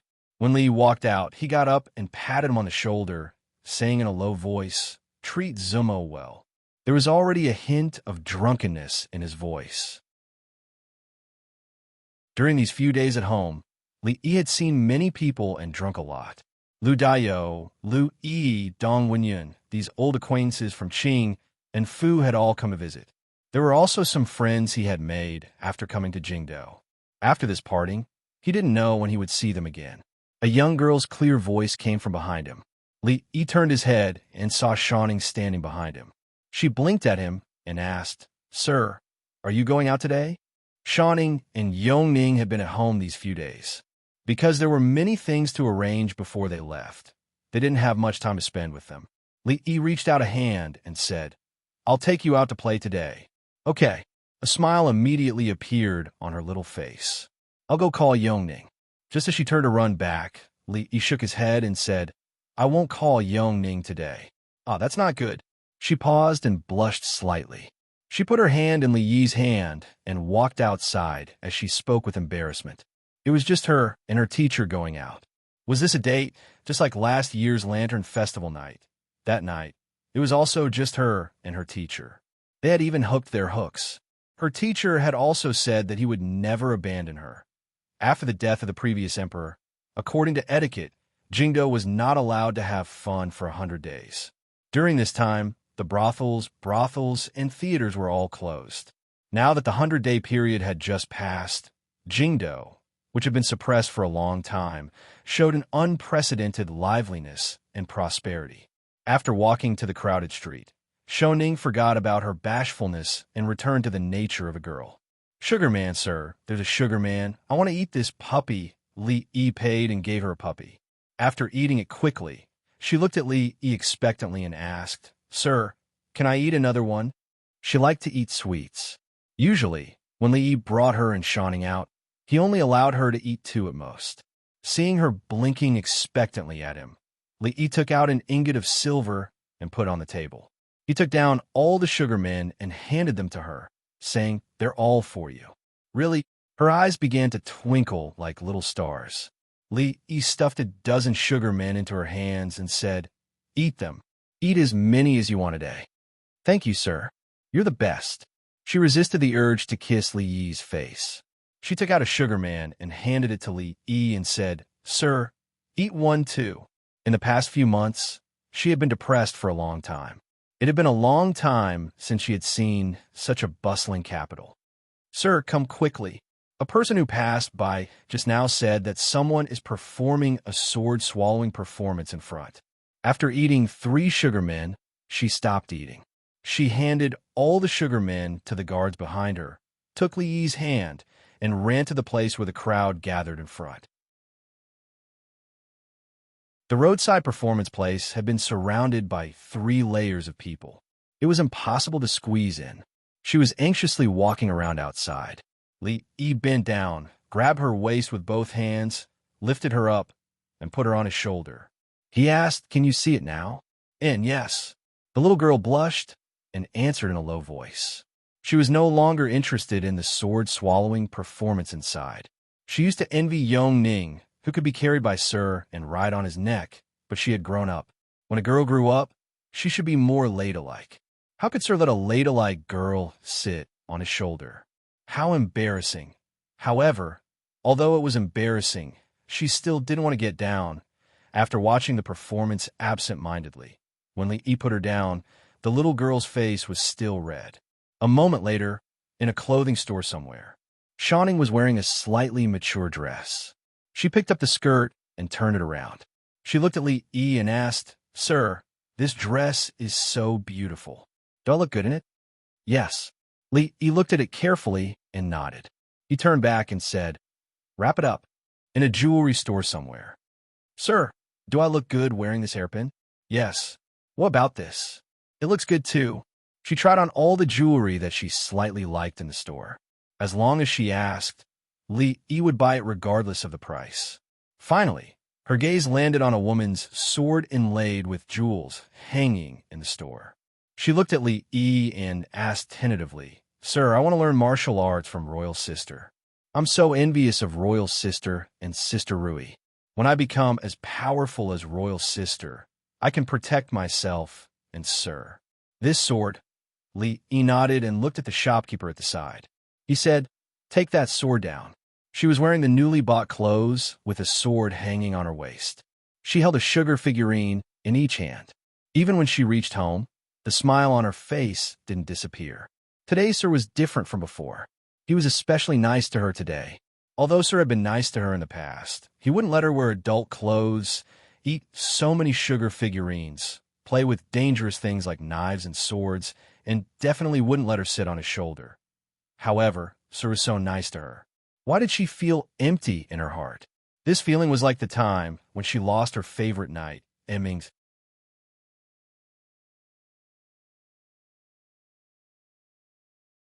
Chapter 989. Yesterday, Prince Xian's hands had been crippled. Under the watchful eyes of everyone, several official residences in the capital had been smashed. This was already considered an extremely vile incident. By right, even if it would not cause a great impact, it should still cause some commotion. However, the imperial court today was as calm as usual. Prince Xian had left the capital early in the morning. His old injuries had yet to recover, and now he had suffered new ones. Right now, he did not even have time to recuperate. He would probably not be able to avoid suffering along the way and would not feel too comfortable. During the morning assembly, the 5 officials resigned at the same time.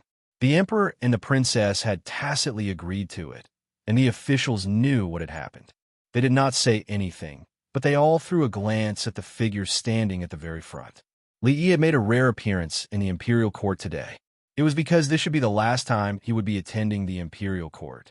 The status of the one-word prince was higher than that of the prime minister.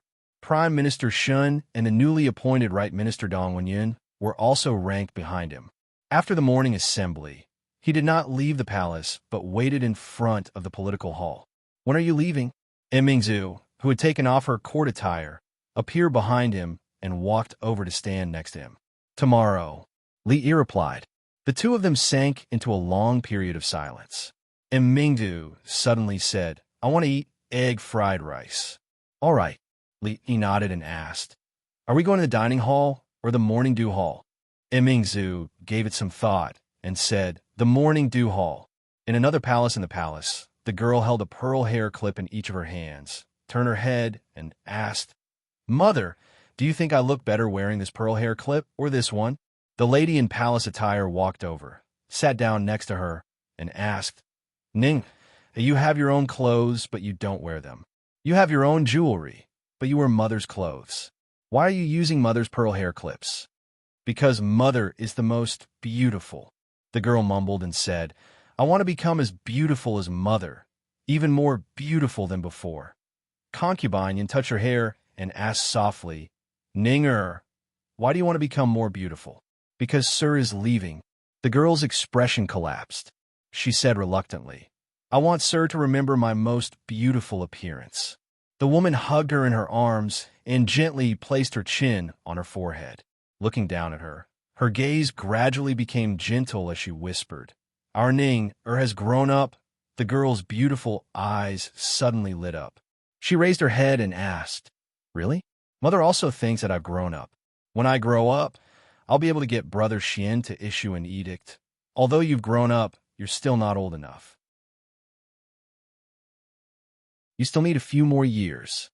Concubine Yin lovingly touched her head and said, "Mother will help you dress up. I'll definitely make our Ning heir look beautiful." Not long after, the girl lifted the hem of her dress and spun around in front of a huge dressing mirror. She murmured in disbelief, "Imperial Mother, is this me?"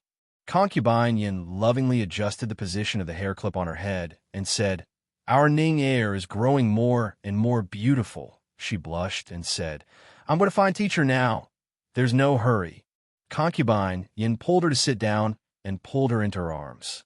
She said, "Ning heir, do you still remember what Mother said to you?" She thought for a moment and said, "Mother said that if you want to capture a man's heart, you have to capture a man's stomach first." This sentence is wrong. If a man likes you, no matter how bad your cooking is, he will still say that he likes you. Mother also said that if a man says he doesn't have it, then he really does. Mother also said, she counted with her fingers. She already understood some of what her mother said, but she still didn't fully understand some of it. She raised her head to look at her mother and asked, "Which sentence is Mother referring to?" Concubine Yin looked at her and asked, "Do you still remember what Mother said about the most important thing in a woman's life?" She thought for a moment and said, "Mother said that the most important thing in a woman's life is to find someone to rely on." Concubine Yin nodded and stroked her hair. She said, "Ning heir has grown up. In a few years, it will be time for you to get married." She blushed and said, I'm not in a hurry. Ning heir, you have to remember that if you meet someone you like in the future, you have to boldly like him." Concubine Yan's expression suddenly became serious. She looked at her and said, "But sometimes you have to let him remember you. It's not enough to let him see your most beautiful appearance. To let him remember you, you have to make him feel pain first. To let him remember you forever, you have to make him feel pain. To let him remember you, you have to make him feel pain first." She looked at her mother in confusion and asked, "What does that mean?" "Ning heir will know in the future." Concubine Yin touched her head and said, "Go." Li had always felt that Mingzu was a loyal person. She had eaten the same taste of egg fried rice from Jing He's first year to Jing He's 5th year and had never gotten tired of it. A loyal man was not easy to find, and a loyal woman was also rare. Li was actually attracted by the way she focused on eating the egg fried rice. When she raised her head to look at him, he looked away in embarrassment. She finished eating and put down her spoon. She looked at him and said, "Remember to explain to Shawning." Li nodded and said, "I will explain it to her." Mingzu suddenly raised her head and looked at him. She asked, "Then how are you going to explain it to me?" Li shook his head and said, "If I don't leave the capital, he won't be able to be stable as an emperor."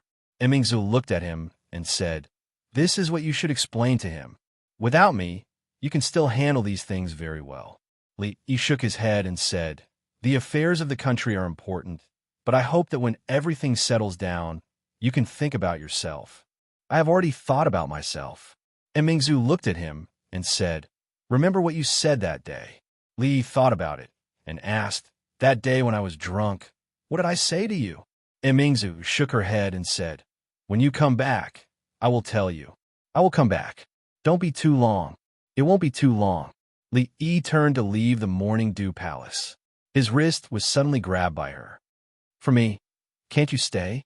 She lowered her head and said in a low voice. Li Yi turned his head and was silent for a long time before he raised his hand and helped her remove a grain of rice from the corner of her mouth. He said, "Your identity is different now. In the future, when you eat egg-fried rice, don't lose your composure." She raised her head to look at Li Yi and shook her head. She said, "Before you come back, I won't eat egg-fried rice again." Walking out of the Morning Dew Palace, Li Yi's mood was somewhat heavy. Just as she could not leave with him, he could not stay either. He looked forward to the wider sky outside. This capital, to him, was no different than a cage. This should be the most correct choice. But it was not the best choice. It was not good for Imingzu, and it was not good for Shanning. Thinking of that pure girl without a trace of impurity, his heart felt somewhat stifled. There were some things that he did not want her to know. She would only think that this was just a simple trip. When they were tired and had enough, they would come back and everything would be the same as before. When Lee stopped in front of a certain palace, a clear voice came from behind him. "Sir." He turned his head and saw a girl standing there, a woman. She had a pearl flower in her hair. Unlike the playful style of a young girl in the past, she exuded a kind of grace and steadiness that had never been seen before. She wore a palace dress. It was not the style of a young girl, but it was luxurious and dignified. Her face was lightly powdered, concealing what little remained of her inexperience. When Lee looked at her, he felt as if he had passed through time and was extremely unreal. She looked at the stunned Li Yi, and a faint smile appeared on her face. She spoke again. "Sir."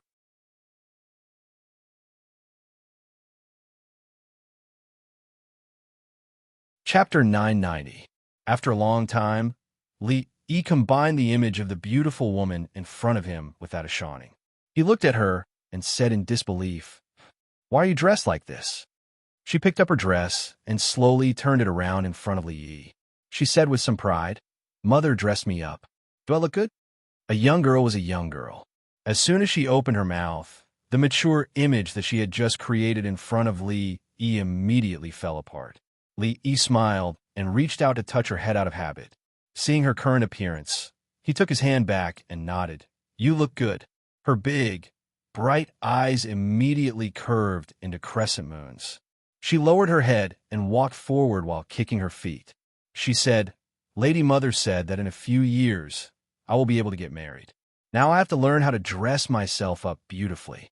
I heard that the day a girl gets married is the day she looks the most beautiful." Li Yi had a little admiration for Yan Fei. She was born into a wealthy family and should have been very calm and upright, but she was not conservative at all. He didn't know how she usually educated the little girl. Sometimes the words that Shanning said were not what a little girl should say. Even he couldn't help but feel a little admiration when he heard it. This kind of characteristic was very rare in ancient women, especially in the imperial concubines. Li didn't ask her why she dressed up like this.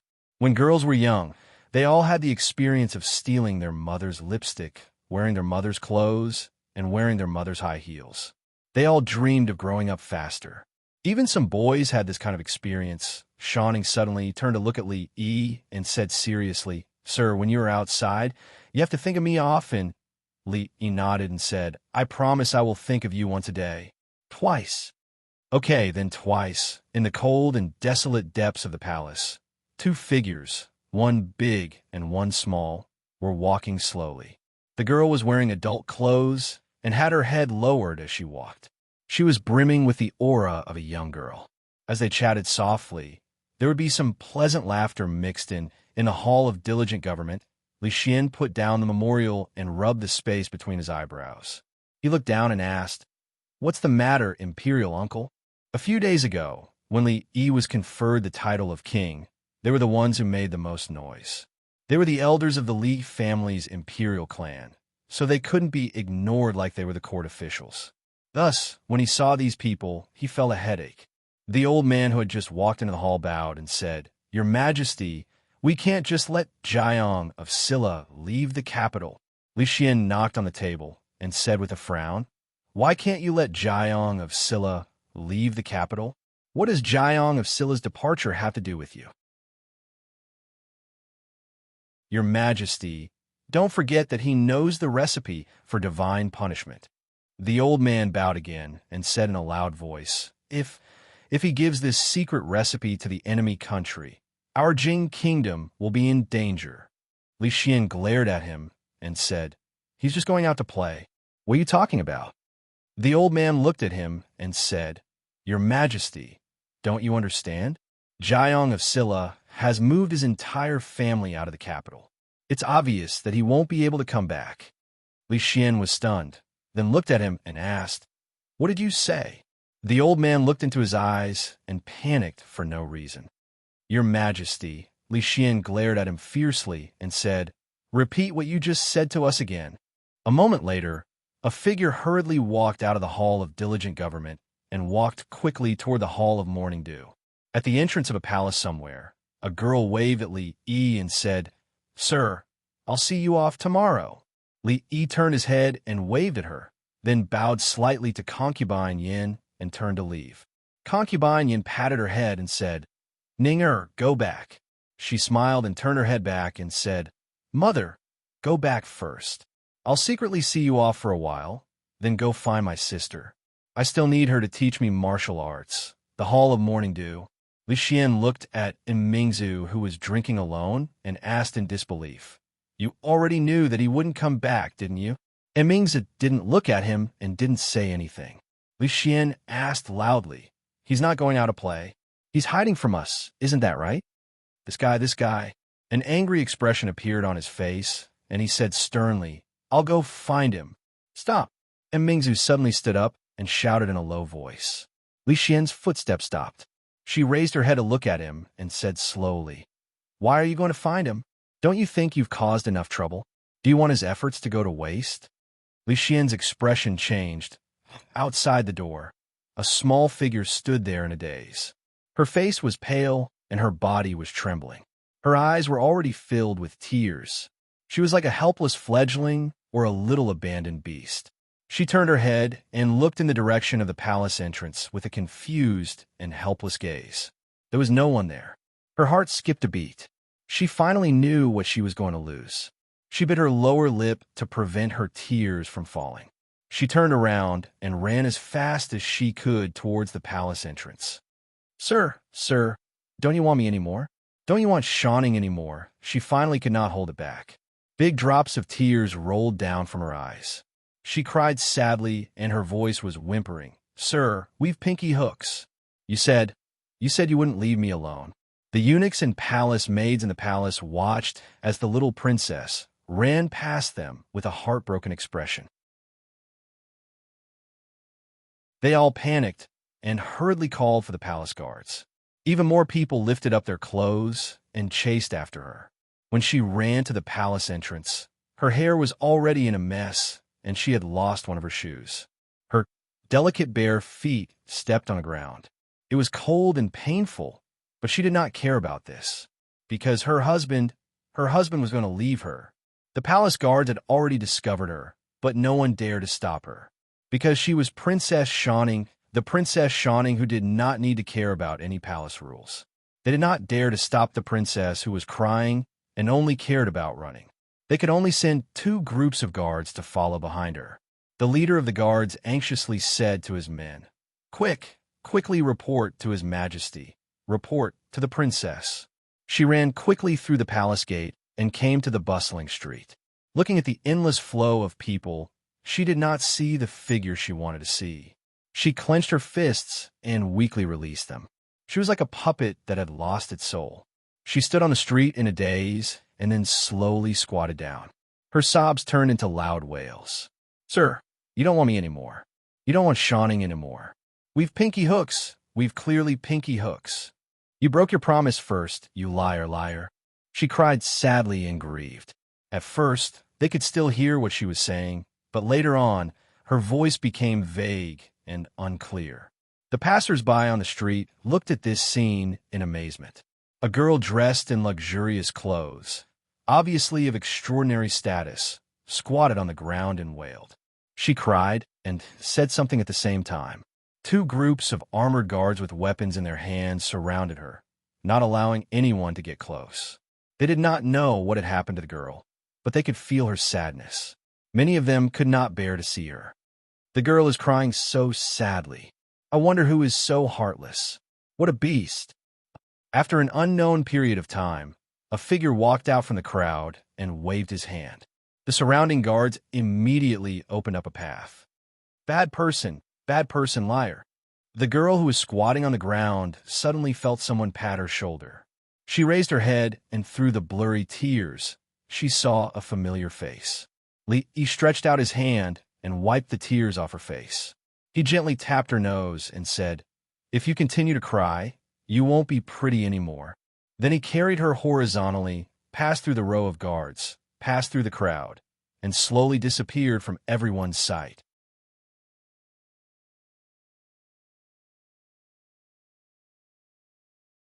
Chapter 991.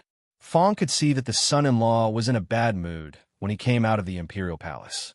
He did not take the carriage, but chose to walk back. Although he did not show it on the surface, Fong could easily see this after being by his side for so many years. It was not until the little girl ran out of the imperial palace and squatted on the street and wailed. She cried her heart out and cried her lungs out. Only then did he find the reason for the son-in-law's bad mood. He looked up at the gray sky and shook his head. What a sin! Li held the girl horizontally in his arms.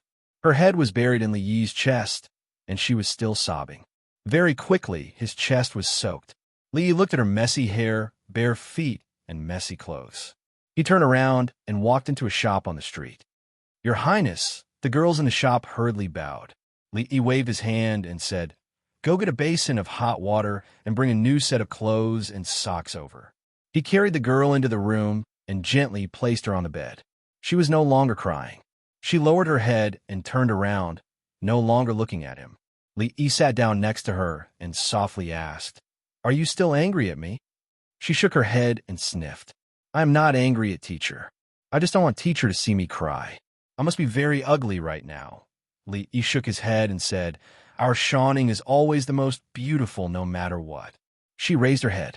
Her eyes were red and swollen, and the tears had not yet dried. She looked at Li and softly asked, "Teacher, are you really going to abandon shawning?" Li looked at her red and swollen eyes. In his mind, her helpless and heartbroken appearance appeared.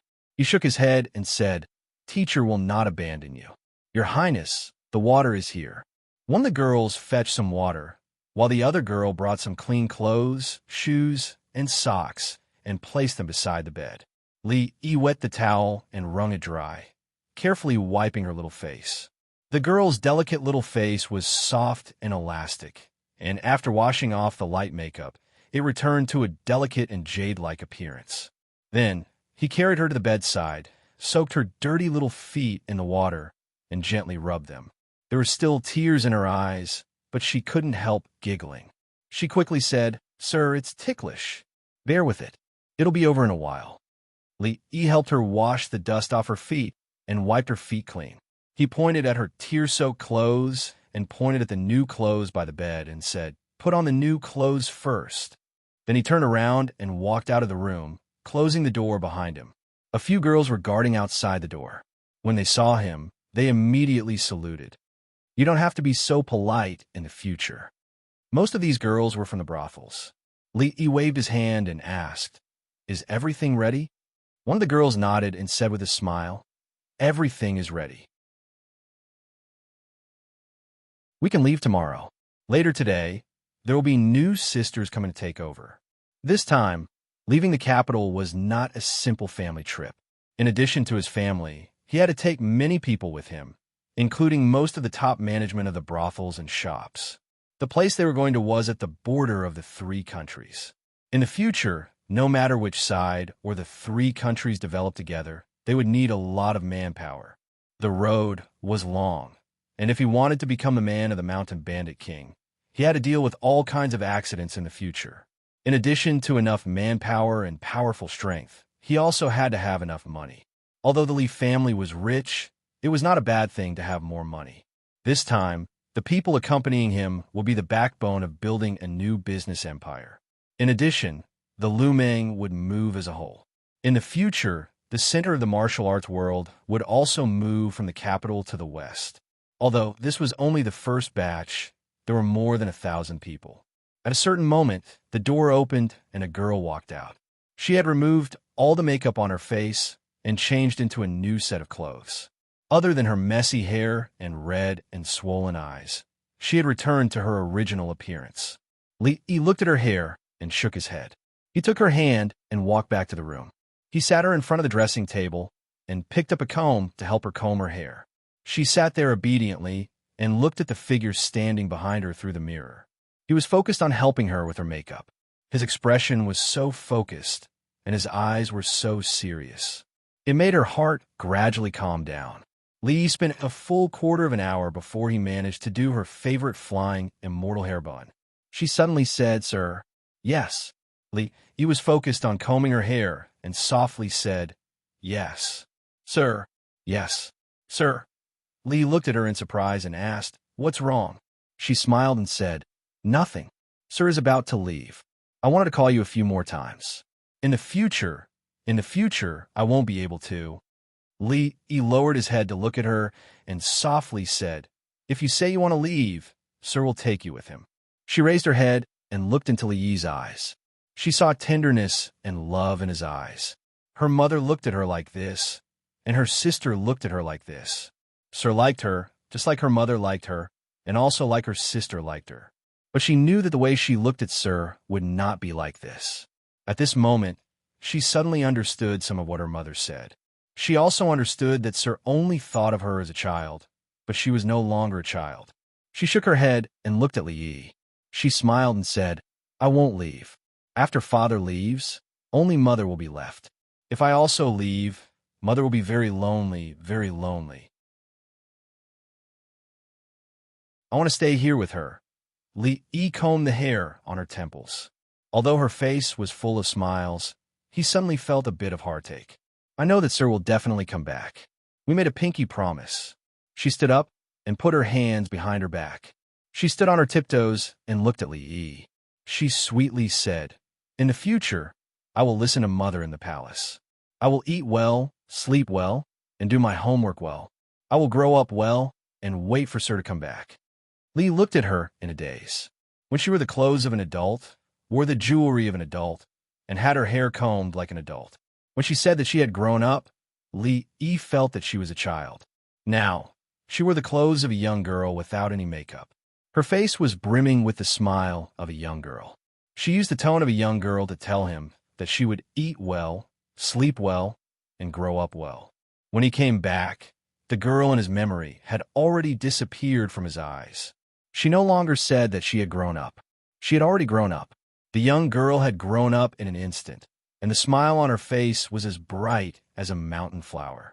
Li's face was pale. His heart seemed to be tightly gripped by someone, and the pain pierced through his heart.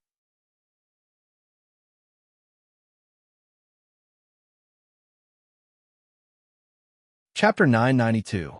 When he held Shanning's hand again and walked out of the room, Li Xian and Mingzu were already waiting outside the door. Mingzu looked at Shanning with a worried expression. Li Xian walked over and was about to speak when Li looked at them and said, "Let's talk when we get back." In the Li family, because Shanning's eyes were swollen like peaches, Rui and Third Miss Chun looked at him with reproach. Mississippi Lu looked at him with slight disdain. It was shameful for him to bully a child because he couldn't beat her. Li naturally couldn't explain anything. On the contrary, Shanning kept smiling and saying that she was fine. They held her hand and asked her all kinds of questions. In the room, Li and Li Xian sat opposite each other. They didn't look at each other. "Why didn't you tell me?" Li Xian drank a cup of tea and put it on the table fiercely. He gritted his teeth and said, "Am I so scary that you moved your whole family out of the capital?" "You're not scary." He shook his head and said, "You're just stupid." Li Xian suddenly hit the table and said angrily, "How dare you scold me? What's wrong with scolding you?" Li looked at him and said in an unfriendly tone, "Try hitting the table again. Do you believe that I won't hit you?" Li Xian didn't dare to try because he knew that Li Yi really dared to hit him. Most importantly, he couldn't beat him. He leaned against the chair with some frustration and said, I didn't think it through. I didn't discuss it with you in advance. Is there no way to make it up? Do you have to leave? Li shook his head and said no.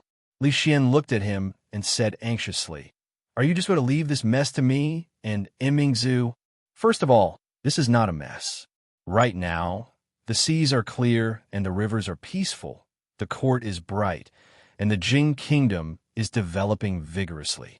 Based on the current situation, it will still develop vigorously for many more years. Li looked at him and shook his head.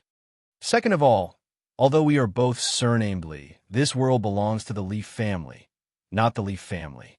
I don't know the royal family anything. Do you want me to waste my life in Jingdo and work for the royal family for the rest of my life? You don't owe us the royal family? How do you have the cheek to say that? Li Xian stared at him angrily and said, You left and took away the people of Yongning and Mingzhu's heart, and now you want to take away Shaning. The three most important princesses of the royal family have been taken away by you. You dare say you don't owe us the royal family? Li suddenly did not know how to refute. He thought for a long time and said, I've already repaid what I owed the royal family. I gave the royal family a prosperous and stable time. It's not too much to abduct 3 princesses, right? Li Xian looked at him and said seriously, We have known each other for so long. Can you, even if it's just once, can you have a little bit of face? He narrowed his eyes and looked at him. Let me tell you, although we are very familiar with each other, although you are the emperor, if you continue to make personal attacks like this, I will still hit you. Li Xian looked at him and shook his head. Touch your conscience. Can you still say what you just said? Li put his hand on his chest and said, Even if I touch my conscience, I will still take Yongning with me.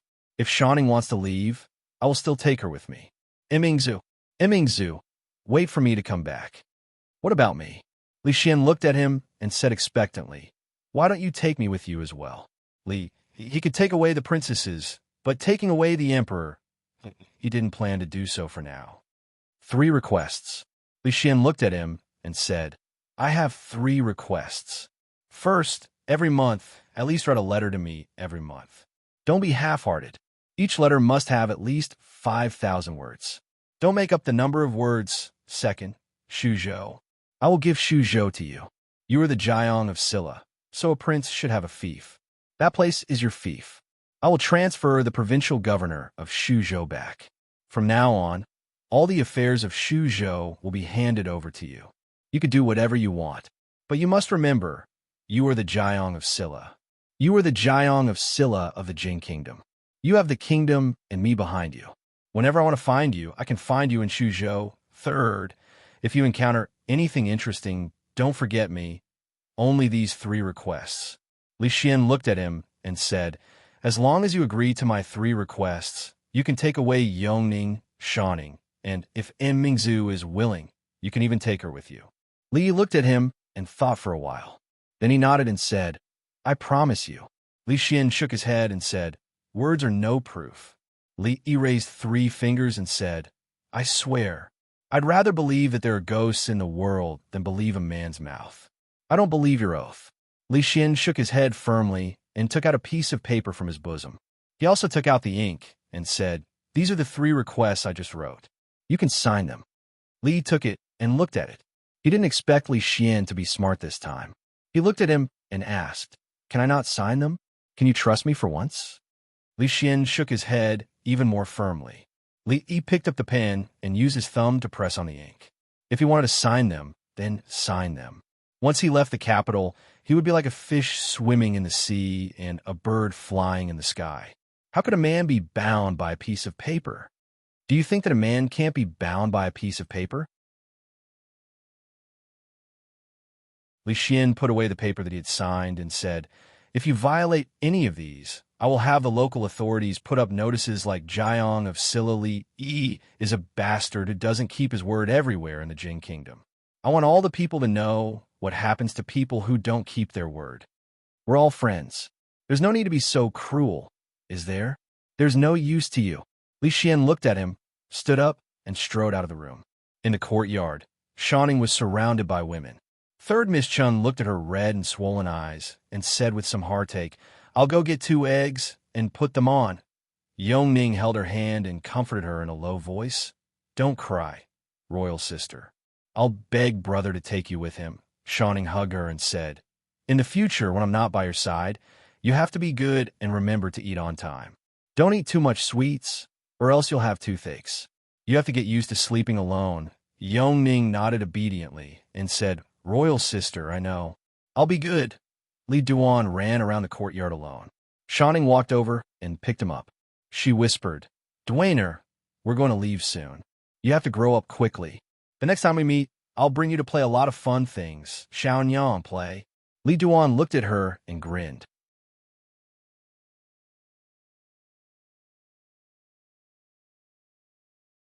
Chapter 993. The 5th year of Jinghe, the 3rd day of May. In 2 days, it would be the Dragon Boat Festival. In the Jing Kingdom, although the Dragon Boat Festival was not as grand as the New Year Festival, the Lantern Festival, or the Mid-Autumn Festival, it was still one of the most important festivals.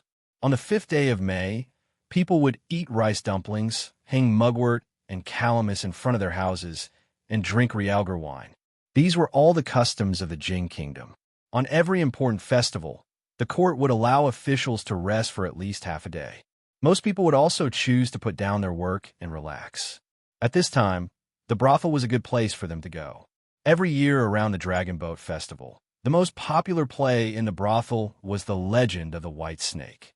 On the day of the Dragon Boat Festival, the White Snake drank realgar wine and showed its true form. Su Xian was scared to death.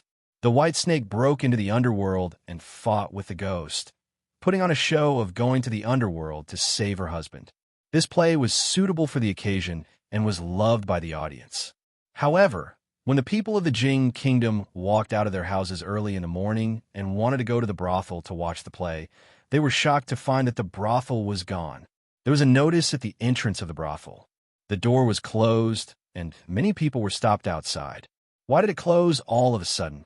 I watched a few plays inside a few days ago. Why is it gone today? Strangely, the brothel on the next street closed. I walked half a street, but I didn't expect this one to be closed too. While people were talking, someone in the shop next to the brothel poked his head out and said, "It was closed yesterday." You don't know, right? More than half of the brothel in the Jing Kingdom is closed. It seems that they're moving somewhere. If you want to watch the play, you have to walk 2 more streets. After knowing this, many people couldn't help but sigh. In the past, when there were not many brothel in the Jing Kingdom, they didn't think this place was very good. Later, the number of brothel gradually increased, and the plays inside were getting better and better. In the past 2 years, they'd already gotten used to it. Now that they returned to the days 2 years ago, they always felt that something was missing. After walking 2 streets to another street, they finally realized what was missing. More than half of the brothel was gone. Many shops on the street were also closed. No one knew whether they were closed or temporarily. It was as if the entire capital had become empty in one night. On the palace wall, a figure stood silently. No one knew how long he had been standing there. A palace maid came up from below and put a robe on the girl's shoulders. She advised, "His Highness has been gone for 2 days. The wind is strong here. Princess, it's better to go back earlier." Since the first day of the 5th month, the girl, who had been standing on the city wall for a long time, smiled and said, "Standing here, I can see the farthest. If he comes back one day, I will be able to see him from afar." She looked to the west again and turned back to ask, "How is the academy?" The palace maid nodded and said, "His Highness has already arranged everything for the princess." "But princess, where do we find the teachers and students of the academy?" She smiled and said, "Teacher gave me an academy, so of course I have to find my own teachers and students. Hall of Diligent Government." Li Xian pushed open the door of the hall and stretched. He rubbed his head, which was a little swollen from dealing with the memorials, and let out a long sigh of relief. Although he wanted to push all the government affairs to Mingzu and be a free and unfettered emperor, if Mingzu was too tired, that guy would definitely find him the next time he saw him. It was better to offend the king of hell than to offend the Jiang of Silla. This risk could not be taken. He left us like that. What a disloyal guy. Li Xian sighed. If he left, there would be no one around him to talk to. Suddenly, he thought of something and his eyes lit up. Shen Shu. It seemed that he had not seen this guy for a long time. When he walked out of the hall, a eunuch immediately came up to him and asked, "Your Majesty." Li Xian waved his hand and said, "Go to Prime Minister Shun's mansion." Not long after, in the Shun mansion of the capital, the gatekeeper scratched his head and asked in surprise, "Young master, are you sure you did not find the wrong person?" A young master looked at him and asked with a frown, "What do you mean?" The young master in front of him had an air of nobility. The gatekeeper did not dare to offend him and said with a smile, "Young master, there is no one called Shen Shu in our Shen mansion." The young master was startled and said angrily, "Nonsense. He clearly said that he is from your Shen mansion." The gatekeeper had a bitter expression on his face. When he saw someone coming out of the mansion, he immediately stepped forward and said, "Third young master." This young master said he was looking for someone called Shen Shu, but there really isn't anyone called Shen Shu in our mansion. The young man who walked out of the Shen mansion looked at the young master who was in a trance and asked, "Brother, how do you write the name of the person you're talking about?" "Shun is the Shun of your Shen mansion. Shu is the number of Shu." The young man cupped his hands in obeisance and said, "Brother, I'm afraid you've come to the wrong place. There are many people with the surname Shun in the capital, but in our Shun residence, there is no one called Shun Shu that you're looking for." "Really?" Li Xian asked uncertainly. The young man nodded and said, "Really?"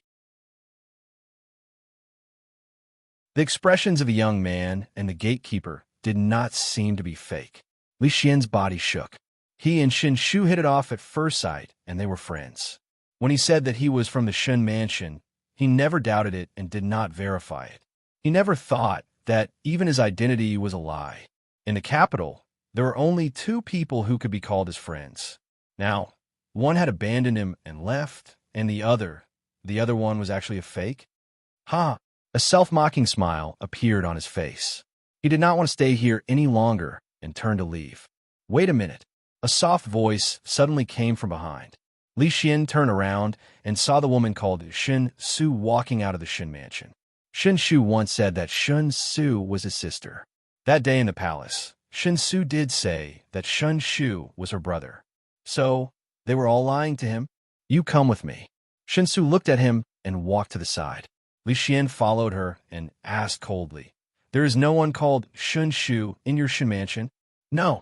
Shen Su shook her head and said. A trace of anger appeared on Li Xian's face, and he asked, "Then you said before." Shen Su suddenly looked back at him and asked, "Has anyone ever said that you were stupid?" Li Xian thought about it and said no. He only said that he was stupid, but stupid was not stupid. Shen Su looked at him and said, "You are not only stupid, but also blind. If in this world there's only one person who dared to point at his nose and scold him. As the ruler of a country, how could he allow a woman to insult him?" Li Xian pointed at her and was stunned. His entire body suddenly trembled and his expression changed. He looked at her in disbelief and stammered. Shen Su looked at him and said in the same low and magnetic voice, "That's right, I am my brother. Morning Dew Hall. Hold the sword firmly and maintain this position for a quarter of an hour." Imingzu held Shanning's hand and adjusted her standing position before walking back into the hall. A few officials of the court had been waiting for her for a long time. A middle-aged official cupped his hands and said, "Your Highness, the drought in the south." And Mingzu waved her hand and said, "Regarding the drought in the south, the Minister of Books will first discuss the specific plan and then submit it this." The middle-aged official was stunned. He raised his head and looked at her in confusion. It had always been that when the subordinates encountered a problem that they could not solve, they would submit it to Her Highness, and there would soon be a solution. This was the first time he had seen Her Highness fight a problem again. The salary that the court gives you is not for you to submit it whenever you encounter a problem. And Mingzu looked at him and said, "You are the pillars of the court. It is up to you to deal with the affairs of the country. If you submit it whenever you encounter a problem, Who will you submit it to when I am not around?" Not long after, a few officials walked out of the morning dew hall dejectedly. Her Highness the Princess was half the owner of the court.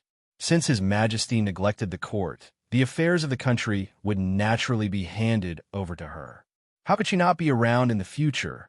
As an assistant princess, where else could she go if she was not in the palace?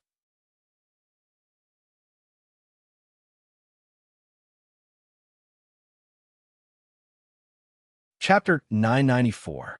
It was the 5th year and 7th month of Jingha. After the powerful Jiang of Silla, who was deeply trusted by His Majesty, left the capital city, the pressure on the officials in the court decreased a lot, but the pressure on their bodies increased. Because Her Highness ordered that each department in the court could only submit one memorial a day. This meant that from now on, they could not submit all the problems they encountered. They had to solve most of the problems themselves. After discussion, the most difficult and important problems were left to the princess to decide. This was not a good thing for the officials in the court who were used to sitting back and enjoying the fruits of others' labor. Those who did not do anything immediately felt the pressure. The monthly performance evaluation determined whether their promotion would be smooth or not. Now that the Immerse Academy had been officially opened, it meant that a large number of talents would enter the court in the future. Being in the court was like rowing a boat against the current. If they did not move forward, they would fall behind. However, comparatively speaking, their luck could be considered good. The guy who had just been demoted to Shuzhou to be the provincial governor of Shuzhou was really unlucky. Although he was demoted, Shuzhou was relatively remote, poor, rampant with bandits, and poor public security. But apart from these, he had no other shortcomings. After all, he was a provincial governor of a province. At least in the territory of Shuzhou, he was a steady leader. But this time, His Majesty made Shuzhou the fief of Jiang of Silla. The finance, military, and political affairs of Shuzhou were all handed over to His Majesty. The provincial governor, who had just arrived in Shuzhou, was summoned back urgently. Now, he was idle at home without any appointment. Speaking of which, although all the princes in the court had fiefs, it was only in name. They could only enjoy part of the taxes of their fiefs. They had no right to participate in the management of the fiefs. Even the princes who were born in the royal family could not have fiefs, let alone those who were not. In terms of law and reason, His Majesty's action was against the rules. But when His Majesty announced this 2 months ago, few people in the court objected. First, Shuzhou was really a special place. It was remote and bordered the Qi kingdom. The local bandits were a headache for the government. Poor mountains, unruly rivers, unruly people. A place that would only be a burden to the country and would not be able to create any value for the country. So what if it was sealed? As long as they could send away that great deity, it wouldn't matter even if they had to send away another province. At the beginning of the 7th month, the wind was gentle and the sky was clear. When the officials walked out of the palace gate, the red sun was only halfway up in the sky. Although they were tired these days, their hearts were filled with passion and enthusiasm. The border was stable, and the court was harmonious. Now, the Jing kingdom was truly free of internal and external troubles. This great land was still waiting for them to govern. On top of the palace wall, the girl who had been looking into the distance for the past 2 months stood there, as usual. "Your Highness, those ladies have all moved into the academy. Many of the nobles and officials in the capital are willing to send their daughters to the academy. We have also selected some intelligent and beautiful ladies from the commoners. Now, there are more than 100 students in the academy. Everything is ready," the girl murmured. She retracted her gaze from afar and nodded. "The academy will open tomorrow." In the hall of morning dew, the princess was drunk and dancing. The sword in her hand could not be seen clearly, only a white shadow. At the entrance of the hall, an old woman watched for a long time before turning to Changda and asking, "Your Highness, how much longer do you have to take that step?" Changda looked at the figure and said slowly, "Once you have a clear thought, you will immediately enter the academy. If your heart is troubled, you will waste your life." The old woman glared at him. Speak human language. It depends on fate. In the hall of diligent government, Li Xian finished reading a memorial and looked at the thick stack of documents beside him. He picked up a long letter and read it several times. A yearning expression appeared on his face. After a while, he shook his head and cursed. You have no sense of loyalty. After cursing for a while, he picked up another memorial helplessly. The emperor of the Qi kingdom was seriously ill and could not attend the court. The crown prince was in charge of the country. More than half of the officials in the court supported the third prince, Zhao Yi. The court was in chaos. The Qi kingdom had no time to attend to other matters and had withdrawn its troops from the border. The Qi kingdom withdrew its troops. The Zhao kingdom could not support the emperor alone and withdrew its troops the next day. Within half a year, dozens of rebellions occurred in the Wu kingdom. The court could not cope with them and was in a stalemate with the rebels in the Qi kingdom. In the East Palace, a furious young man swept all the memorials on the table to the ground and cursed. What do they want? The crown prince of I was personally appointed by Imperial Father. They don't recognize him. Why do they not recognize him? Do they want to rebel? A counselor immediately stepped forward and said, Your Highness, please calm down. The third prince has not reached the point where he can cover the sky with one hand. Many officials in the court are already fighting for your Highness. Fighting for? A cold smile appeared on the young man's face. He said, I will remember the names of those people one by one. The East Palace of I is not a place where they can come and go as they please in King Feng's mansion. A young man was engrossed in copying a letter. Someone knocked on the door and walked in. After the young man put down his brush, he bowed and said, Your Highness, the crown prince seems to be a little anxious. In the past 2 days, many officials have been visited by him. It doesn't matter. Zhao, he shook his head and did not continue the young man's words. Instead, he looked out of the window and murmured, Jiang of Silla, Li Xian, should I say that you are smart or stupid? He turned around and asked, Is there any news from Shu province? The man shook his head and said, I have sent people to keep a close eye on it. So far, there is still no news about Jiang of Silla. Zhao, he looked out of the window and smiled. Brotherly, I believe that we will meet again in a shop somewhere in the capital of the Qi kingdom. A burly man walked out of the shop and pointed at several workers. He said, These are all valuable goods. Be careful when carrying them. If they are broken, you can't afford to pay for them even if you sell yourself. After giving such advice, he ran back into the shop and said to a woman in a flattering manner, Miss, these are new goods from the capital. They were all reserved last month. The woman did not care about the goods at all. She looked at him and asked, Only goods? The burly man was stunned. Then he patted his head and said, I almost forgot. This is a letter from the Li brothers. After saying that, he took out a letter from his sleeve and handed it to her. The woman opened the letter, and the burly man immediately looked at it. The woman glanced at him and walked into the inner room with the letter. Lin Yong curled his lips and murmured, It is just a letter. It is not something shameful. Do you have to? In a state in the Wu kingdom, a general rushed into the tent and said in a deep voice, Your Highness, urgent news. The spiritual state that we have just conquered has been conquered by the imperial court. General Fan has been captured. A young woman in armor stood up and said in a deep voice, Abandon the spiritual state for now and defend the Yin state. I will send General Zheng as reinforcements. After she made some arrangements, a one-eyed general in the tent stood up and said, Don't worry, Your Highness. Now that many states are rebelling, the imperial court's forces are scattered.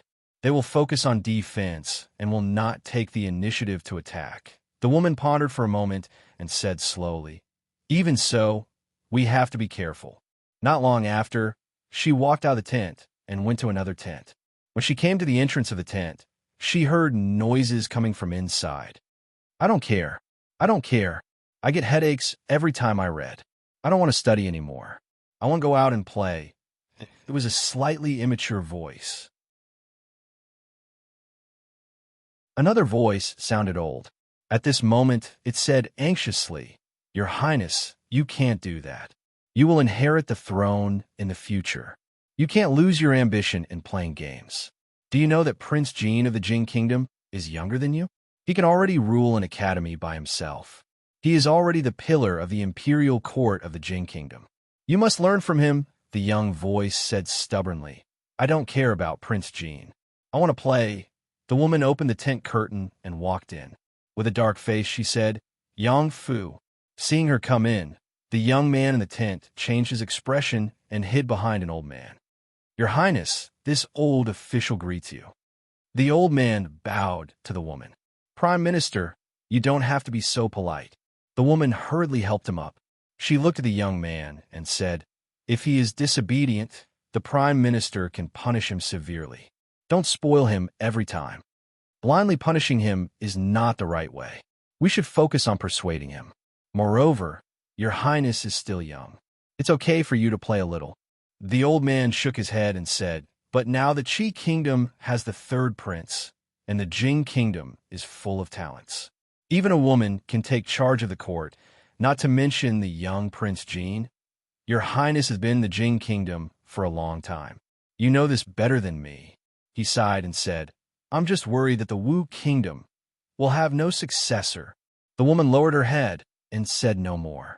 The Jin Kingdom's royal family was full of talents. The eldest princess, as a woman, showed her great strategy of governing the country. Prince Jean was only 12 years old. When he was 10 years old, he was able to support the Academy of Mathematics. Their current emperor even established the Academy of Sciences, which greatly improved the people's livelihood. The Jin Kingdom's military strength also underwent earth-shaking changes, which deterred other countries. The most important thing was a familiar face appeared in her mind.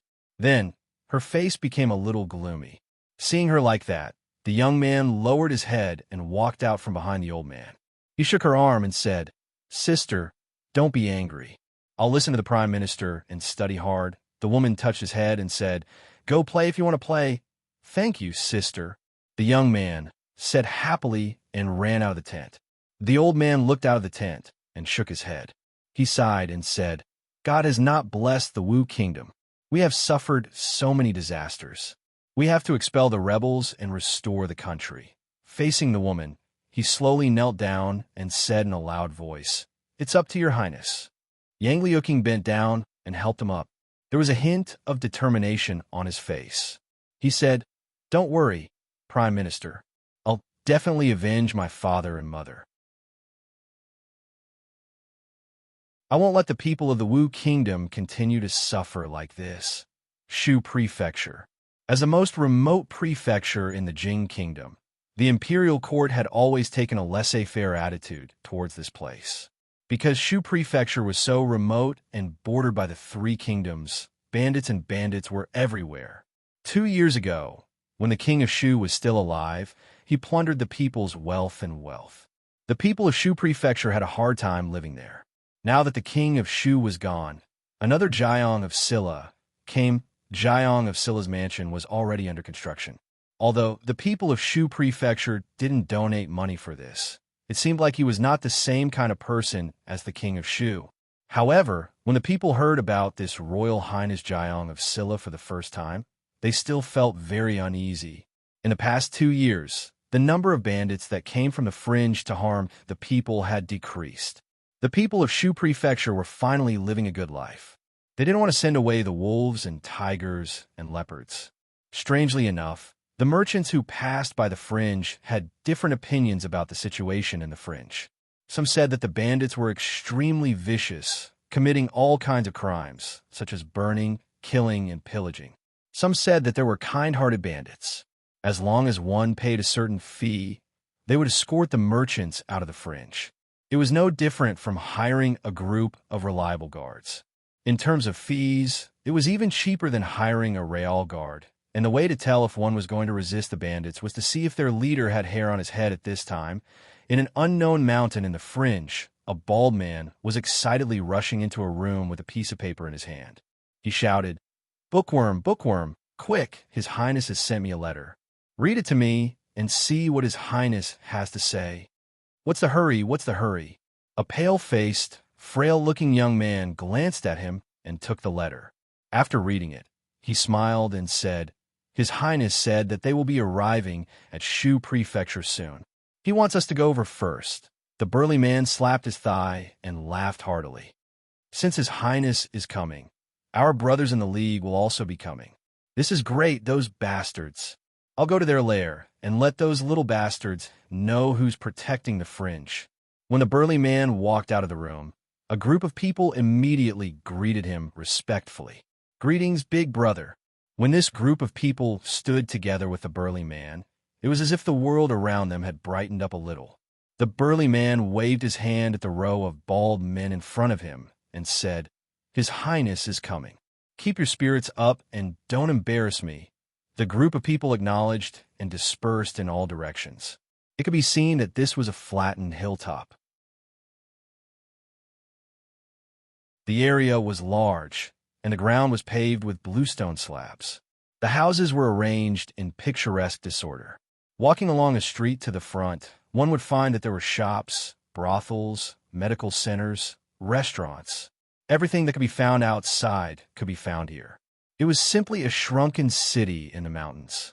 In the past 2 years, they had captured quite a number of people. When they had nothing to do, they would make them repair bridges, pave roads, and build houses. Now, they had finally made some progress. When His Highness arrives, he should be satisfied. The burly man rubbed his shiny head and smiled. Dozens of miles away, someone's expression was extremely ugly. The man's face was gloomy as he asked, "What did those people say?" A young man raised his head and said, "They said that the other side has quite a number of experts, and their strength is not to be underestimated. Unless their queen comes, even if both of us join forces, it will be difficult to gain the upper hand. They suggest that we don't act rashly." The man curled his lips in disdain. "What bullsh asterisk T holy religion? It's just so, Your Highness, then the man waved his hand. "Let them run wild for a few more days." At the same time, on a mountain adjacent to this place, a man in purple walked into the room. He looked at the young man in the room and asked, "Lord Envoy, what did the Queen say?" "The situation over at the Qi Kingdom is not yet settled. The Queen has no time to attend to them for now." The young man waved his hand and said, "Let's not clash with them for now." The man in purple nodded and asked, "Then how should we explain this to that person? He's just a good-for-nothing. If it weren't for the fact that he might be of some use in the future, why would we have kept him alive until now?" The young man said casually. He got up and walked out of the door and out of the courtyard. In the open space in front of him, a man in yellow took a bite of a bun and frowned. He said, "Who steamed the buns today? Did they beat the salt cellar to death?" He spat a few times and casually threw the bun in a corner. When he turned his head, he noticed a pair of eyes looking at him. "Guard! Guard!" Sensing the coldness in that gaze, he shivered and quickly ran over. He swallowed the dusty bun and said with a trembling voice, "This bun, it's so delicious. The only teaching of the holy religion was to obey the Queen's orders." The holy religion also had an invisible teaching. Food must not be wasted, especially not in front of the guardian of the right. Disobeying the Queen would only lead to death. Wasting food in front of the guardian of the right would be worse than death. The security of Shu province had improved slightly in the past 2 years. Although it was not the work of the government, the number of merchant caravans that were willing to pass through this place had increased. At this moment, a few horse carriages were slowly driving along the official road into the territory of Shu province.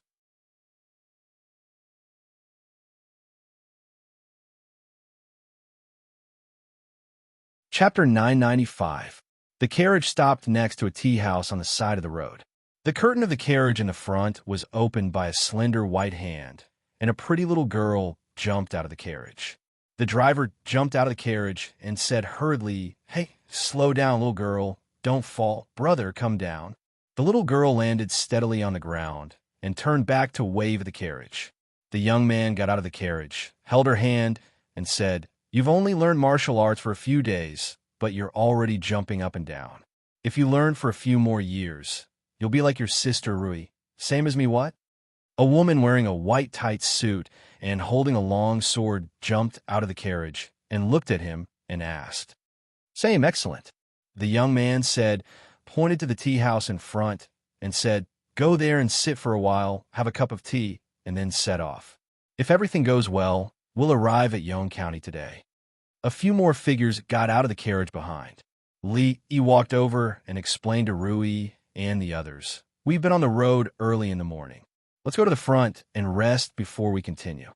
It was a dusty journey from the capital to Shuzhou, and it took them 2 months to play all the way.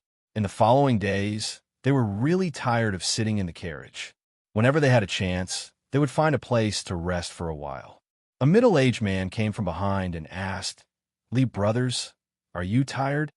Li smiled and said, "We've been on the road for a few hours, so I'm a little tired. Why don't we take a rest in the front, and I'll treat you guys to a cup of tea." The middle-aged man smiled and said, "I'm also thirsty. Let's go." Then he waved to the people behind him and said, "Leave 2 people to look after the goods. The rest of you rest first. We'll take their place later." The middle-aged man in front of them was surnamed Wang, and he was in the business of escorting goods. They had met him on the road 2 days ago. When they were still 2 days away from Shuzhou, Li asked Lu Meng to escort the caravan and the other members of the caravan to Shuzhou first. His family, on the other hand, traveled lightly and unhurriedly. Who knew that he would encounter a group of more than 10 bandits that morning? Although he could deal with these people by himself, he happened to meet this brother Wang, who saw injustice and pulled out his sword to help. Before he could do anything, he had already chased those people away. After chatting for a while, they learned that they were also going to Yonge County, so they traveled together. Of course, more the reason was that Brother Wang was worried about them traveling alone. Since he had good intentions, Li couldn't refuse, so it was not appropriate for him to do it. Of course of it. The middle-aged man patted him on the shoulder and said, "If you ask me, Li brothers are really brave. You dare to go out with your family without any guards. Shuzhou is a messy place, so be careful. Don't do this again." Of course, Li couldn't say that the guards they brought with them were enough to rush into the palace of any country, kill them all, and take down the emperor.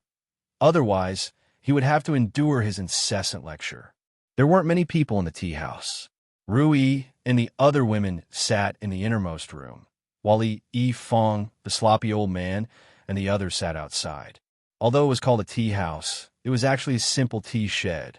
The furnishings inside were neat, and the tables, chairs, and benches were also very clean. Xiao Chui and Xiao Zhu took their own utensils from a carriage. Along the way, they carried things like cups, bowls, and chopsticks with them. Li Feng and the sloppy old man weren't so particular. They sat together with the man, surnamed Wang, and chatted casually. After the man, surnamed Wang, drank a cup of tea, he opened his mouth and asked, "Li brothers, the capital is thousands of miles away from here.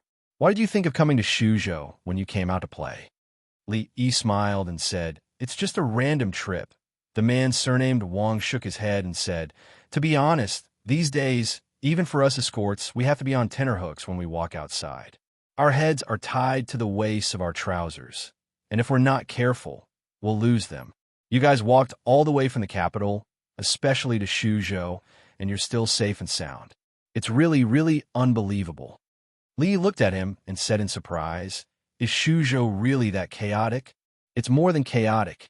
The man surnamed Wang shook his head and said, "When we go out to escort, we'll always encounter a few waves of bandits, big and small. If it weren't for the fact that these dozen brothers are pretty good at martial arts and have some fame in Shuzhou, we definitely wouldn't be able to make a living here." Li looked at him and asked, "There's so many bandits. Hasn't the imperial court dealt with them before?" The man surnamed Wang shook his head and said, "Li brothers, you don't know. It's not just bandits. Shuzhou is remote, and the imperial court has completely let them go. The bandits who collude with bandits and block the road to rob might have relatives in the government. The entire Shuzhou is rotten from the root." Speaking of the current situation in Shuzhou, the man surnamed Wang was a little indignant. It should be because he had suffered a lot at the hands of the bandits in Shuzhou, in the past few years. He sighed and said, I heard that His Highness Jiang of Silla is coming to Shuzhou. I hope that under his governance, Shuzhou will be better. Li looked at him and asked, Brother Wang, have you also heard of Jiang of Silla? Why haven't I heard of him? The man surnamed Wang looked at him and said, A few days ago, I also went to the capital. I've long heard that His Highness Jiang of Silla and the current emperor are close friends. He is also a hero of his generation. He created Tian Fa, opened the school of mathematics, repelled the enemy, and did many good things for the benefit of the country and the people. What else? Li looked at him and continued to ask. It's said that the Jing kingdom can't have such a good situation without His Highness Jiang of Silla. What else? Many people in Shuzhou who have heard of His Highness Jiang of Silla are looking forward to his arrival. No matter what kind of person he is, it's better than the current situation with the prince. Anything else? The man surnamed Wang looked at him and said in surprise, What else? For example, that Jiang of Silla is handsome, elegant, and elegant. His martial arts are matchless, and he roams the martial world. The man surnamed Wang was startled and shook his head. That's not true. He also shook his head and said, The information you've gathered is still not complete. Let's not talk about this. The man surnamed Wang shook his head and said, I'm afraid we'll have to part ways today. If Li brothers continue forward, you must be more careful. It's best if you hire some guards to avoid danger. Fong had only been to Shuzhou once. Hearing this, he asked in surprise, Are there really that many bandits in this place? Why do we only meet that one? The man surnamed Wang shook his head and said, Don't say that. Who hopes to meet bandits? Fong shook his head with some regret and said, Maybe we're unlucky. Before he finished speaking, the teacup on the table suddenly shook and ripples appeared on the tea. Not good. The man surnamed Wang's expression changed. He suddenly stood up from his seat and looked behind him. On the official road, a cloud of dust rose. Dozens of fierce-looking men with weapons in their hands jumped off their horses. The person in the lead quickly walked towards the tea house and pulled a chair over to block the door. He sat down in a grand manner and said loudly, This is a robbery. Men stand on the right, women stand on the left, and silver is placed in the middle. We only want money, not lives.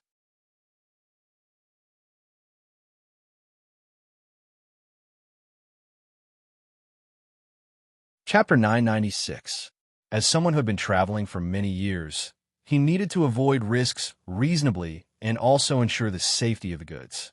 He needed to have exceptional judgment. When encountering bandits, whether they could fight them, how to fight them, what losses they would incur, and whether it was worth it, these were all things that he needed to decide immediately. After roughly estimating the number of bandits, the man surnamed Wang concluded that this group of bandits was not something they could afford to provoke.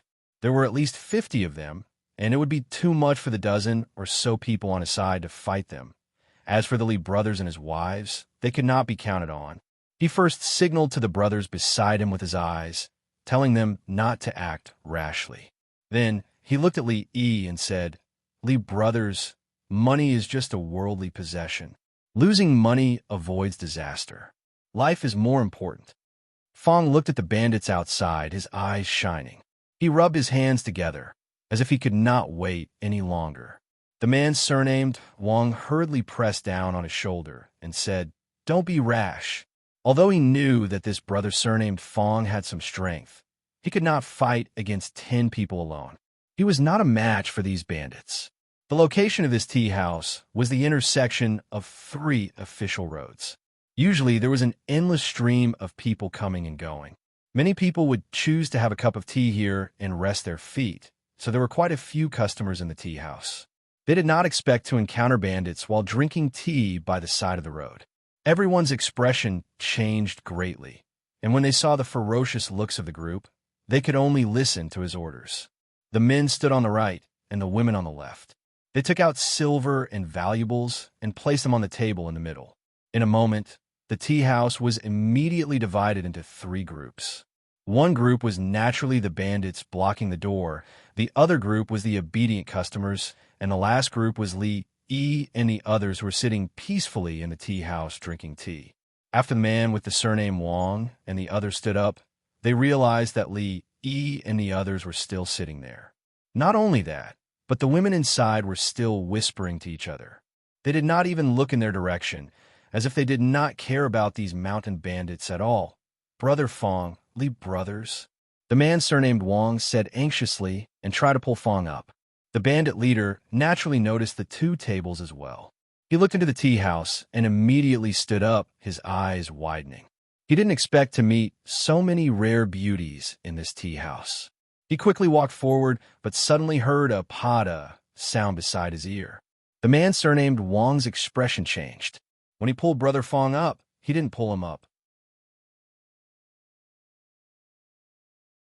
Instead, he accidentally swept the teacup off the table, smashing a cup as a signal.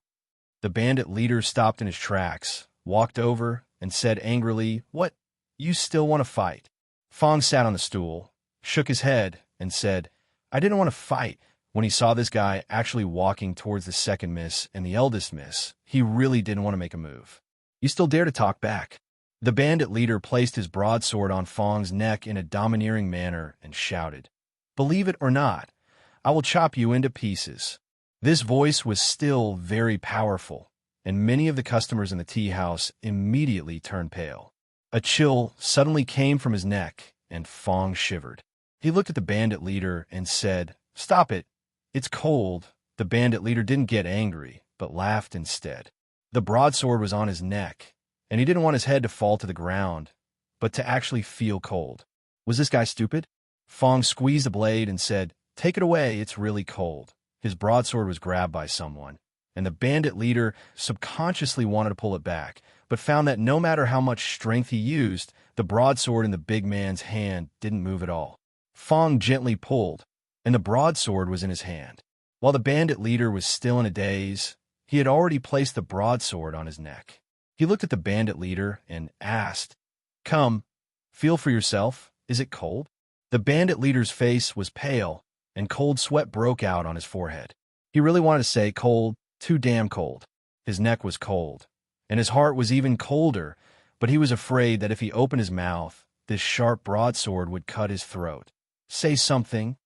Fong held the broadsword and casually swung it a few times, and said unhappily, "Is it cold or not?"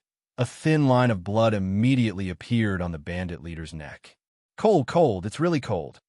The bandit leader's voice carried a sobbing tone, and because his throat moved, there were a few more bloodstains on his neck. The atmosphere was a little quiet, and then a little awkward.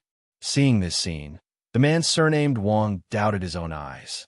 From his point of view, it was clear that this bandit had personally delivered the broadsword into Brother Fong's hands. Was he crazy? The people who had obediently handed over the silver and valuables were even more stunned, not understanding the situation. At this moment, a bandit suddenly rushed in from outside and placed the broadsword on the neck of the old man sitting the furthest away and said loudly, "Release my boss, or else you'll kill him?" Fong looked at the unkempt old man who had been captured and said, "Then kill him. I'm not familiar with him anyways." The bandit looked at him and said tremblingly, "Don't think that I won't dare.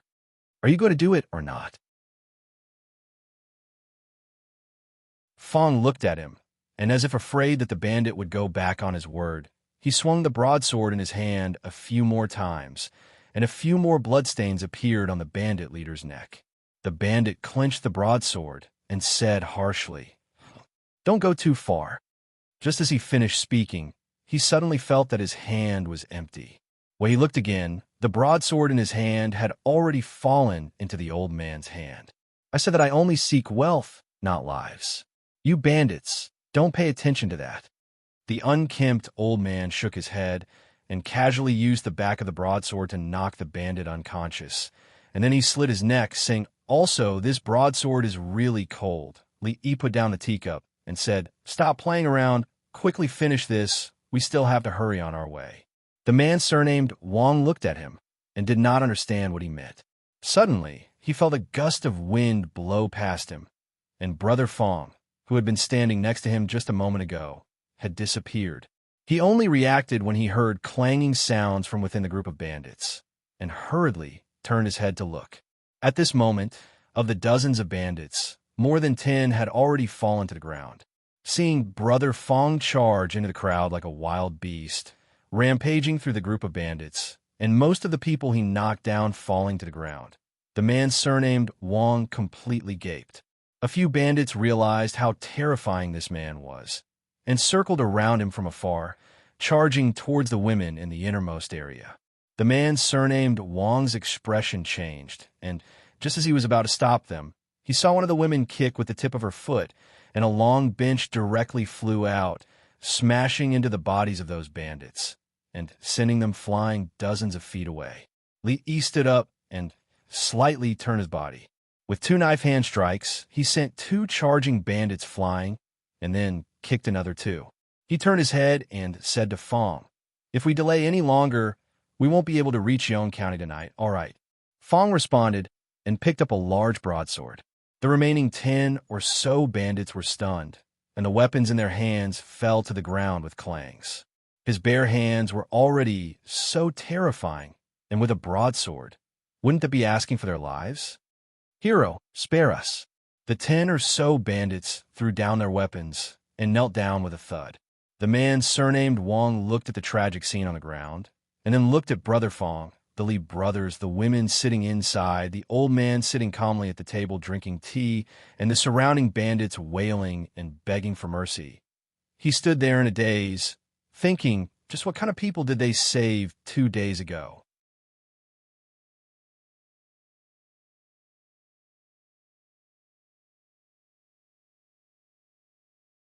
Chapter 997.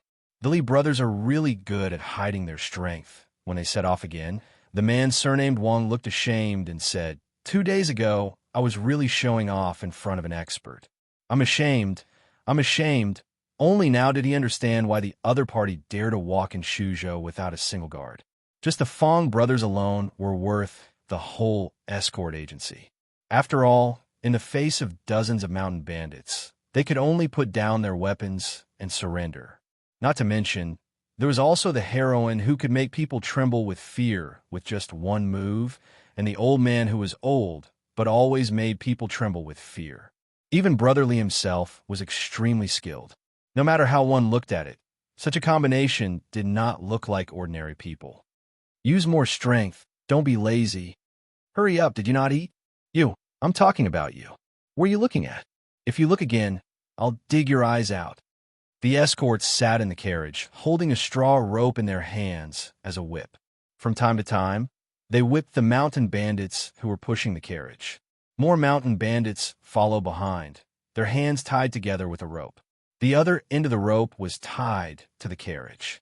After chatting for a while, Wang Chong finally couldn't help but ask, "What does the Li brothers' family do?" Like them, they're also mountain bandits. Mountain bandits? Wang Chong was stunned and shook his head. The Li brothers are joking again. I used to live in places like Qing and Prefecture in the capital, but these places are strictly controlled by the government, so it's not very good to live. Li Yi explained, "I heard that there are many mountain bandits in Shuzhou, but the government doesn't care, so I plan to come here to develop." Wang Chong smiled. Of course, he didn't believe what he said. Not to mention the general appearance of the Li brothers. Those women didn't look like mountain bandits at all. He shook his head and didn't care. Then he asked, "What are the Li brothers doing in Shuzhou? Are they really here to play?" These days, no one believed the truth. Li Yi sighed and said, "It's true that they are here to play. My family runs a small business. Shuzhou is a special place, not far from the Qi Kingdom and the Wu Kingdom. I want to come here to see if I can expand my business. Although there were many conflicts between the Qi Kingdom and the Jing Kingdom, it didn't affect the business exchanges between the two countries. Every year, many businessmen traveled between the two countries. When he first saw the Li brothers, he knew that they were not ordinary people." Wang Chong thought for a while and reminded him, "There are many caravans traveling between the Jing Kingdom and the Qi Kingdom in Shuzhou. Unfortunately, I have cooperated with 2 of them. Li brothers are new here, so you're not familiar with this place." If you're interested, I can introduce you to one or two of them. For you, it's much safer and more convenient to join a caravan. Li Yi said politely, "Thank you, Brother Wang. You're welcome." Wang Chong shook his head and said, "However, you can go to the Qi Kingdom, but it's better for the Li brothers not to go to the Wu Kingdom." Li looked at him and asked in surprise why. On a horse in front of them, Mississippi Lu slightly tilted her head. Wang Chong explained, "The situation in the Wu Kingdom is different from that in the Qi Kingdom and the Jing Kingdom. Although they are not hostile to the businessmen of our Jing Kingdom, the Wu Kingdom is now rife with rebellions and the country is in turmoil. No caravan is willing to take the risk to go to the Wu Kingdom. It's not worth it to lose your life for money." Li smiled and said, "I see. Thank you, Brother Wang." As for Shuzhou, Li had already made arrangements several years ago. Now, the brothels had been opened all over Shuzhou, and the Ru family had covered all 7 counties of Shuzhou. A huge information and intelligence network had been established long ago, so he didn't need to introduce the situation in Shuzhou too much. Although the business had just started, it was just a beginning. In the future, the business would be one of the directions of vigorous development. Of course, there were still many things to do before that. Shuzhou was a remote place, and the people were poor. Yong County, where the provincial capital was located, was relatively rich, but not by much. Therefore, when the exquisite and luxurious carriages drove into the city gate, the people passing by all stopped to watch. Of course, there was another reason why they couldn't move their eyes away. Behind the last carriage, there was a long team. Dozens of people were tied with ropes, following behind the carriage. Some passers-by took a few glances and immediately recognized them. They're the mountain bandits in the Black Tiger Ravine area. I recognize them. The one at the front is Scarface Lin. He is the leader of the biggest mountain bandits in the Black Tiger Ravine area. This Scarface Lin is the most insane. Half a year ago, my family's old sow, which was a few days away from giving birth, was ruined by him. How did they get caught? Which hero did this? I didn't expect that this group of people would also end up like this. It's so satisfying. But I heard that Scarface Lin is related to County Magistrate Zhang. Could it be? They originally planned to arrive at Yong County that night, but because of the mountain bandits, their journey was delayed. They rested for a night and arrived at Yong County at noon the next day. The mansion of Jiang of Silla was still under construction. When Li Yi set off from the capital, he sent a letter to them, saying that the incomplete mansion of Jiang of Silla could not be lived in, but the original mansion of the king of Shu had been renovated, so they could rest for a while. They had some grudges with the king of Shu before, and now they had to occupy his place, so they felt a little uneasy. But there were so many people in the family, so they needed a bigger place. They couldn't bring Rui and the others to stay in an inn before settling down. They had to deal with these mountain bandits first. The government office of Yong County was not far from the city gate, led by Wang Chong. They soon arrived at the gate of the government office. The bailiff on duty at the gate was leaning against the wall and dozing off. Suddenly, he felt his vision go black. He opened his eyes, looked up at the people opposite him, and frowned. "You guys, what are you doing?" Wang Chong walked up, cupped his hands, and said, "Brother, we caught a few mountain bandits on the way. We didn't dare to deal with them privately, so we brought them to the government office." "Mountain bandits?" The bailiff asked impatiently, looked around, and asked, "Where are they? Come out, hurry up." An escort held a rope and pulled the dozens of people out from behind the carriage. The bailiff opened his eyes wide and looked at them, and immediately ran into the government office. When he ran into the door, he stopped, turned around, and said, "You wait here, I'll go and ask the county magistrate." The county magistrate of Yong County was surnamed Zhang, and he had just taken office. He had to thank his predecessor for his promotion from the county magistrate to the county magistrate in just a few years. Some time ago, because of the burden of the king of Shu, the previous county magistrate of Yong County, who was also his predecessor, as an accomplice of the king of Shu, was escorted to the capital after the king of Shu fled. Now, no one knew where he had been banished to. Therefore, as a county magistrate, he was naturally promoted to the top leader of Yong County. especially when the new provincial governor was transferred away and there was no provincial governor in the state capital. He was the absolute ruler here. Speaking of which, he had to thank the king of Shu for refusing to accept gifts. As a county magistrate, he had personally visited the king of Shu several times, but had never met the king of Shu. Perhaps the king of Shu didn't care to recruit a county magistrate at that time. In short, Yong County was his territory now. At this moment, he sat in the back hall, took a sip of tea, and said with a frown, "Recently, the waiter has become more and more immature. He hasn't been here for a whole month." A woman behind him, who was massaging his shoulders, said in a soft voice, "Master, you're wrong about the waiter. You know, it's hard to do business recently. There's a group of bald men who are robbing them, so they can't go home and can only come out to do some small work. I think they're having a hard time, but they definitely didn't forget to show filial piety to you. That's not necessarily." County Magistrate Zhang put down the teacup and said, "Maybe after such a long time, he's wild and bold, and has forgotten how he got to where he is today." As soon as he finished speaking, a bailiff ran in a panic and said loudly, "Master, bad news, Second Lin is here."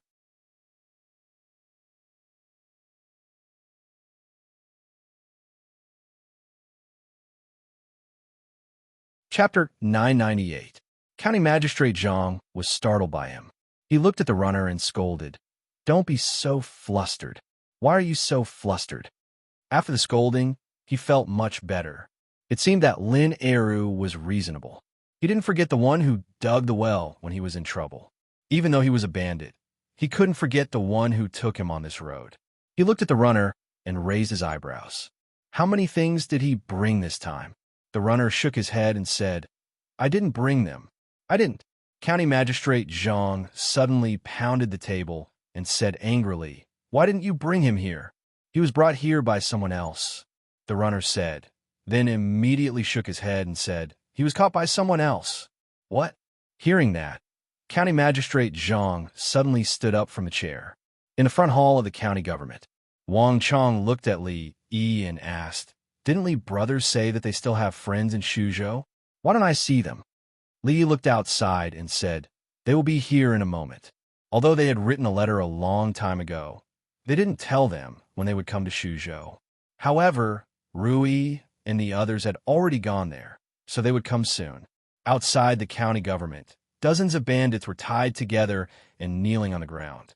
More than a dozen runners looked at these bandits and then looked inside the hall with a strange expression. Lin Eru and his gang were already considered to be a large group of bandits in Shuzhou. It had to be said that these people were quite capable to be able to catch all the bandits in one fell swoop. But the problem was that Lin Eru was the county magistrate's brother-in-law, not to mention the chaotic land outside Shuzhou, where the government couldn't control. All the bandits who ran amok in Shuzhou had some background. It wasn't that the government didn't want to arrest them. If they were determined to suppress the bandits, none of the bandits would be able to escape. It was just that Shuzhou was too poor. The local officials could only rely on the meager salary of the imperial court to support their families. If they wanted to live a carefree life, they had to go through other irregular channels. The county magistrate didn't care about Scarface Land because he was not only his brother-in-law, but also often gave him the stolen goods. If these people caught them, it was equivalent to cutting off the county magistrate's source of wealth. Blocking one's way to wealth was like killing one's parents. Would the county magistrate let go of the enemy who killed one's father? As Li Yi and Wang Chong chatted casually, a middle-aged man with a big belly walked out from the back hall. Wang Chong immediately walked over and bowed. "This commoner greets the county magistrate." County Magistrate Zhang looked at the bandits outside, then squinted at him and asked, "Did you catch these bandits?" Wang Chong nodded and said, "My lord, we did. To maintain the security of Yong County, we not only rely on the county government, but also on every citizen of Yong County." "You did a good job." County Magistrate Zhang nodded and said, "You go first. I'll deal with these bandits." "My lord, then we'll leave first." Wang Chong bowed and turned back, saying, "Li brothers, let's go." "You're leaving?" Li looked at the county magistrate in confusion and asked, "Isn't there any reward?" It was not easy to catch dozens of bandits. Even if they didn't have any credit, they had worked hard. The local government had to show some sincerity, but they only gave a verbal reward. This was unreasonable. County Magistrate Zhang looked at the young man who didn't salute to him just now and frowned. After chopping down his money tree, he still wanted a reward. It was already a great blessing that he wasn't thrown into prison. After this incident, Lin Air would have to change his appearance again and use a new bandit name, which was a little more troublesome. County Magistrate Zhang glared at the two nosy guys and ordered the Yamen runners, "Take these thieves away and deal with them later." "Wait." Li looked at him and asked, "May I ask how you're going to deal with these bandits?" County Magistrate Zhang was already angry. Hearing this, his face immediately darkened, and he said, "Do I need you to tell me what to do?" He suddenly waved his hand and said, "Hurry up and take them away." After saying that, he walked to the back of the hall on his own. Wang Chong looked at Li Yi with a wry smile and said, "Li brothers, let's go." Li Yi looked at the back of the county magistrate and shook his head without saying anything. The last person who talked to him like this should have grass growing on his grave. But he really didn't have any interest in getting angry with his 7th-level official for such a trivial matter. He would let his subordinates keep an eye on this matter when he went back. "Let's go." He shook his head and walked out of the county government with Wang Chong. At this time, in the back hall of the county government, County Magistrate Zhang looked at the man in front of him with a sullen face and said angrily, "You useless thing. There were so many people, but you were still killed." The bandit leader said with a bitter face, "Brother-in-law, you really can't blame me. It's just that they are too powerful." County Magistrate Zhang asked with a sullen face, "Do you know who they are?" "They came to Shuzhou for business." The bandit leader immediately said, "Brother-in-law, I think they're a big fat sheep, and there are several beautiful women among them. How about businessmen?" County Magistrate Zhang raised his eyebrows and asked, "Are you sure they're a big fat sheep?" "They can't get any fatter." The bandit leader nodded his head vigorously and said, "Brother-in-law, you have to believe my eyes. I've seen those women before. Any one of the hairpins on their heads is worth at least 1,000 taels of silver. Last time, I snatched one, but it was snatched away by those damned baldies." The bandit leader gritted his teeth and said, "Brother-in-law, we can't let them go. A big fat sheep." County Magistrate Zhang's eyes flashed a few times, and he nodded. "We can't let them go for colluding with bandits." He looked out the door and shouted, "Guards!" Immediately, a runner rushed in and bowed. "What's the matter, Your Honor?" County Magistrate Zhang said in a deep voice, "Take people to catch those guys who colluded with bandits just now." At the gate of the county government, Wang Chong looked at Li Yi and said, "Li brothers, we have to go on this trip for another 2 days. Let's talk when I get back to Yong County." Li Yi cupped his hands in return and said, "Be careful on the way. Let's go." Wang Chong turned around and said to his brothers. Suddenly, a shout came from behind. "Stop." He turned around and saw a dozen or so Yamen runners rushing out of the county office and surrounding them. Wang Chong was stunned and said in surprise, "Brother, this is..." The leading runner waved his hand and said, "Arrest all these guys who colluded with bandits." "Colluding with bandits?" Wang Chang's face changed, and he said in shock, "It's a misunderstanding." "Brother, this is definitely a misunderstanding. We caught the bandits. How can we collude with bandits?" "You still want to quibble?" The runner said sternly. "Arrest them." Fong cracked his knuckles. The imperial court had granted Shuzhou to his son-in-law, so Shuzhou was their territory. How could he let others bully him in his own territory?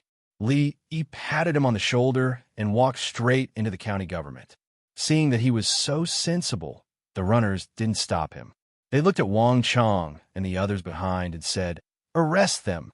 2 runners wanted to go forward and arrest Li Yi, but Fong glared at them. They immediately shivered and retreated. Just now they heard that this man could fight against 10 people alone. They didn't want to suffer such a loss. As long as they didn't run away, they would have time to deal with them later. In the hall of the county government, the county magistrate just now sat in the main seat. He hit the gavel and said loudly, "Lin Air, You said that you have accomplices? The leader of the bandits knelt in the hall and turned around to point at Li Yi and Wang Chong, saying, "Your Honor, they are my accomplices." Hearing this, Wang Chang's face changed, and he immediately said, "Your Honor, he is clearly framing us.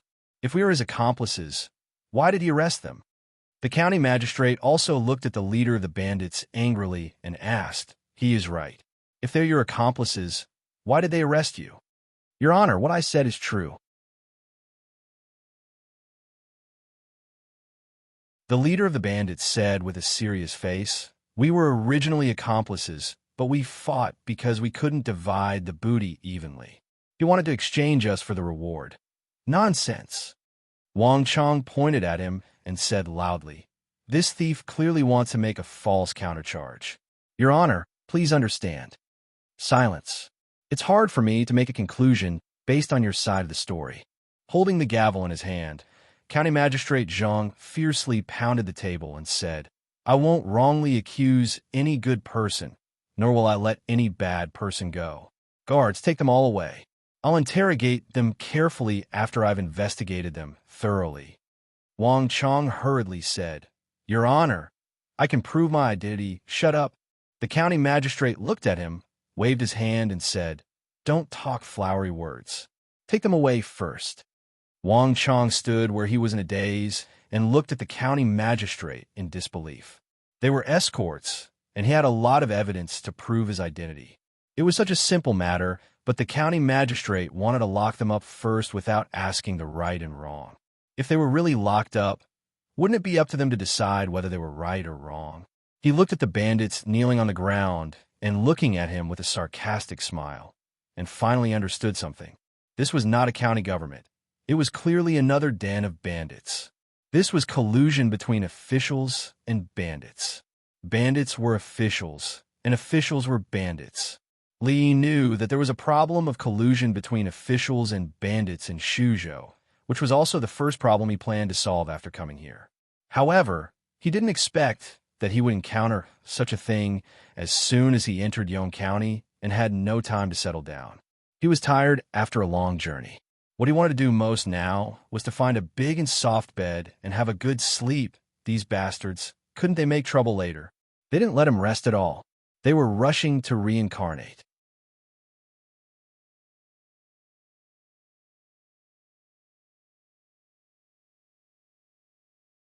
Chapter 999. Receiving the county magistrate's order, a group of government runners immediately walked toward Wang Chong and Li Yi. Wang Chong had no hope for the corrupt official, so he said in a deep voice, "Li brothers, it's not like yesterday. This is the government, the territory of the corrupt official. You must be calm and don't be impulsive. It's a big crime to attack the government." Fong stretched his wrists and shook his head, saying, "Brother Wang, you're wrong about one thing. Yesterday it was our territory, and today it's still our territory. You could be impulsive. If anything happens, I'll cover for you." Seeing the formation of the man in the court, County Magistrate Zhang's face darkened and he shouted, "Do you want to resist arrest?" The leader of the bandits, Lin Air, was secretly delighted. They openly resisted arrest and provoked the court. Now, no matter whether they were bandits or not, they couldn't escape the crime no matter what. When they were all in prison, he would torture them to death. Fong shook his head, looked at the county magistrate, and said, "You dog official, you can't distinguish right from wrong. You even colluded with the bandits. You're too bold." County Magistrate Zhang said with a sullen face, "Take them down first. If they dare to resist, execute them on the spot." He had heard from Lin Air that these people were all skilled and ordinary people were no match for them. Even if all 3 teams of bailiffs were added together, they wouldn't be able to outnumber Lin Air's gang of bandits. But there was a big difference between fighting the bandits and resisting the government. He really didn't believe that these people were really lawless to this extent. 2 government runners walked in the direction of Fong. He clenched his fists, and one of them pulled out a knife from his waist and pointed it at him, saying loudly, "You've heard what our Lord said just now. I advise you to give up the fearless resistance and quickly surrender." Old Fong pinched the tip of his saber and gave it a gentle tug. The long saber flew out of the constable's hand. He pinched the tip of the knife and gently bent it. The tip of the knife was broken off just like that. He broke it a few more times, and the long saber was broken into pieces. He threw it on the ground, making a crisp sound. I have a stomachache. Hold on for a while. I need to go to the toilet. The constable suddenly clutched his stomach, cold sweat beading on his forehead. He bent over and ran away. County Magistrate Zhang's face was gloomy, and he said angrily, "Trash, trash. What are you waiting for? Let's go together." Over a dozen government runners glanced at each other, abandoned Li Yi and Wang Chong, and rushed towards Fang. It was obvious that this man was the most ferocious opponent. If this terrifying man was dealt with first, the other two would not be a threat. Wang Chang's expression changed several times. Finally, he gritted his teeth and shouted, "Brother Fang, let me help you. This King world, I'm going to risk it all. Brothers, let's go. At worst, we'll go out to be mountain bandits. It's better than being killed by this dog official." Wang Chong still had some leadership and deterrence among those armed escorts. As soon as he said that, the government runners who had been holding those people suddenly felt their hands were loosened. They looked up and saw those people who had been restrained by them, just now looking at them fiercely. The whole county government suddenly fell into chaos. "Rebel, rebel, you are rebelling." County Magistrate Zhang's face had already turned pale. He shouted, "Go to the provincial governor's mansion to ask for reinforcements." One county government, 3 groups of government runners, plus some chore staff, there were no more than 100 people available. Although the number of people was far greater than these rebels, the opponents were all highly skilled in martial arts, especially that man, who was simply a beast in human form. More than half of the government runners were defeated by him. In the end, many government runners in the county government of Yong County were surrounded in a circle. They held their heads in their hands and squatted in the yard. County Magistrate Zhang's forehead was covered with cold sweat. He said in a trembling voice, You, do you know what you're doing?" Fang moved a chair over. Li Yi sat at the door of the main hall of the county government and said, "As the county magistrate of Yong County, do you know what you are doing by colluding with the government officials and framing innocent people?" County Magistrate Zhang put on a fierce face. He said, "You are rebelling against the imperial court and the government. I advise you to surrender immediately, or you will be sentenced to death." With a knife in his hand, Fang patted his face and said, "You talk too much. Do you know that the more you talk, the faster you will die? Believe it or not, I will cut off your tongue first." County Magistrate Zhang shrank his body subconsciously. Then he felt that it was a little undignified in public. He raised his head and said, "I am an official appointed by the imperial court, the county magistrate of Yong County." Old Fang looked at him and said angrily, "What are you yelling for? What are you yelling for? You're not an official of the imperial court anymore. If you say another word, I'll cut your tongue out first." As expected, County Magistrate Zhang stopped talking. Compared with his tongue, it was obvious that the latter was more important. After the fight, just now, Wang Chang's forehead was covered with sweat, but the expression on his face was quite excited. In his life, he had always followed the rules and never dared to go beyond the rules. He had never been as hardy as he was today. After the excitement, he quickly calmed down. He looked at Li Yi and immediately said, "Li brothers, we can't stay here for long. We have to leave immediately. The news that we attacked the government office must have been spread out. If the guards are attracted, we won't be able to leave. Brother Wang, didn't you say that His Highness Jiang of Silla would be here soon?" Li Yi smiled and said, "His Highness Jiang of Silla is handsome and unrestrained, and his kung fu is unparalleled. He could distinguish right from wrong. It was too shameless to praise himself." Li coughed a few times and said, "Anyway, you have to believe that His Highness Jiang of Silla will definitely give us justice." Wang Chong was stunned and immediately said, "But we don't know where His Highness Jiang of Silla is now." Before he finished his words, the ground under his feet suddenly shook. At the same time, outside the county office, The people all opened their mouths in surprise when they saw hundreds of armored guards surrounding the county office. When a group of soldiers ran into the county office in neat steps, Wang Chang's face turned completely pale. Your Excellency, help me." Seeing the people coming, County Magistrate Zhang directly rolled down from the court. He knelt in front of a man, pointed to the back and said, "These bandits are lawless. They attacked the government office and intended to murder an official of the imperial court. Your Excellency, please take them down." Although the provincial governor of Shuzhou had been transferred away by the imperial court, the assistant officer of the provincial governor's mansion was still there. During this period, the affairs of Shuzhou had been handled by the chief of staff. Therefore, when County Magistrate Zhang saw the chief of staff and the commander-in-chief coming in with the guards, he felt as if he had seen his savior. At this point, the reason why those people attacked the government office was no longer important. What they had committed was treason, and the only way out was death. Wang Chang's body trembled as he watched the soldiers quickly walk over after hearing the words of the young county magistrate. He almost fell to the ground. At this time, two people had already come to them. A scribe on the left quickly tidied up his clothes, bowed and said, "The chief of staff of Shuzhou pays my respect to His Highness Jiang of Silla."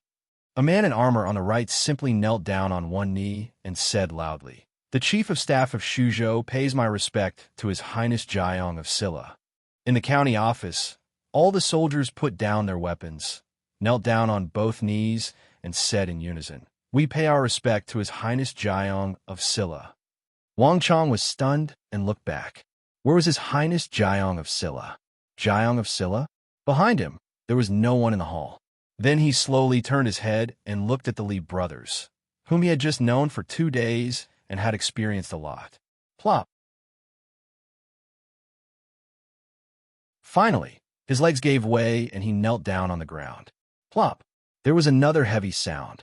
County Magistrate Zhang had already stood up and turned around to see the chief of staff and the commander-in-chief take down those rebels. But he saw such a scene. The chief of staff bowed, and the commander-in-chief knelt down. His Highness Jiang of Silla. Looking at the young man opposite him, he only felt that the clear sky above his head suddenly became gloomy. Dark clouds rolled up, and thunder exploded. He knelt down again. There was a buzzing in his ears, and his mind was blank. You're tuning into the Romance Rendezvous YouTube channel. We're so grateful for your support, and don't forget to subscribe to join us on this incredible journey through captivating stories. Your generosity through donations truly makes a world of difference, as it's the primary source of revenue that allows me to expand and enhance this channel for you.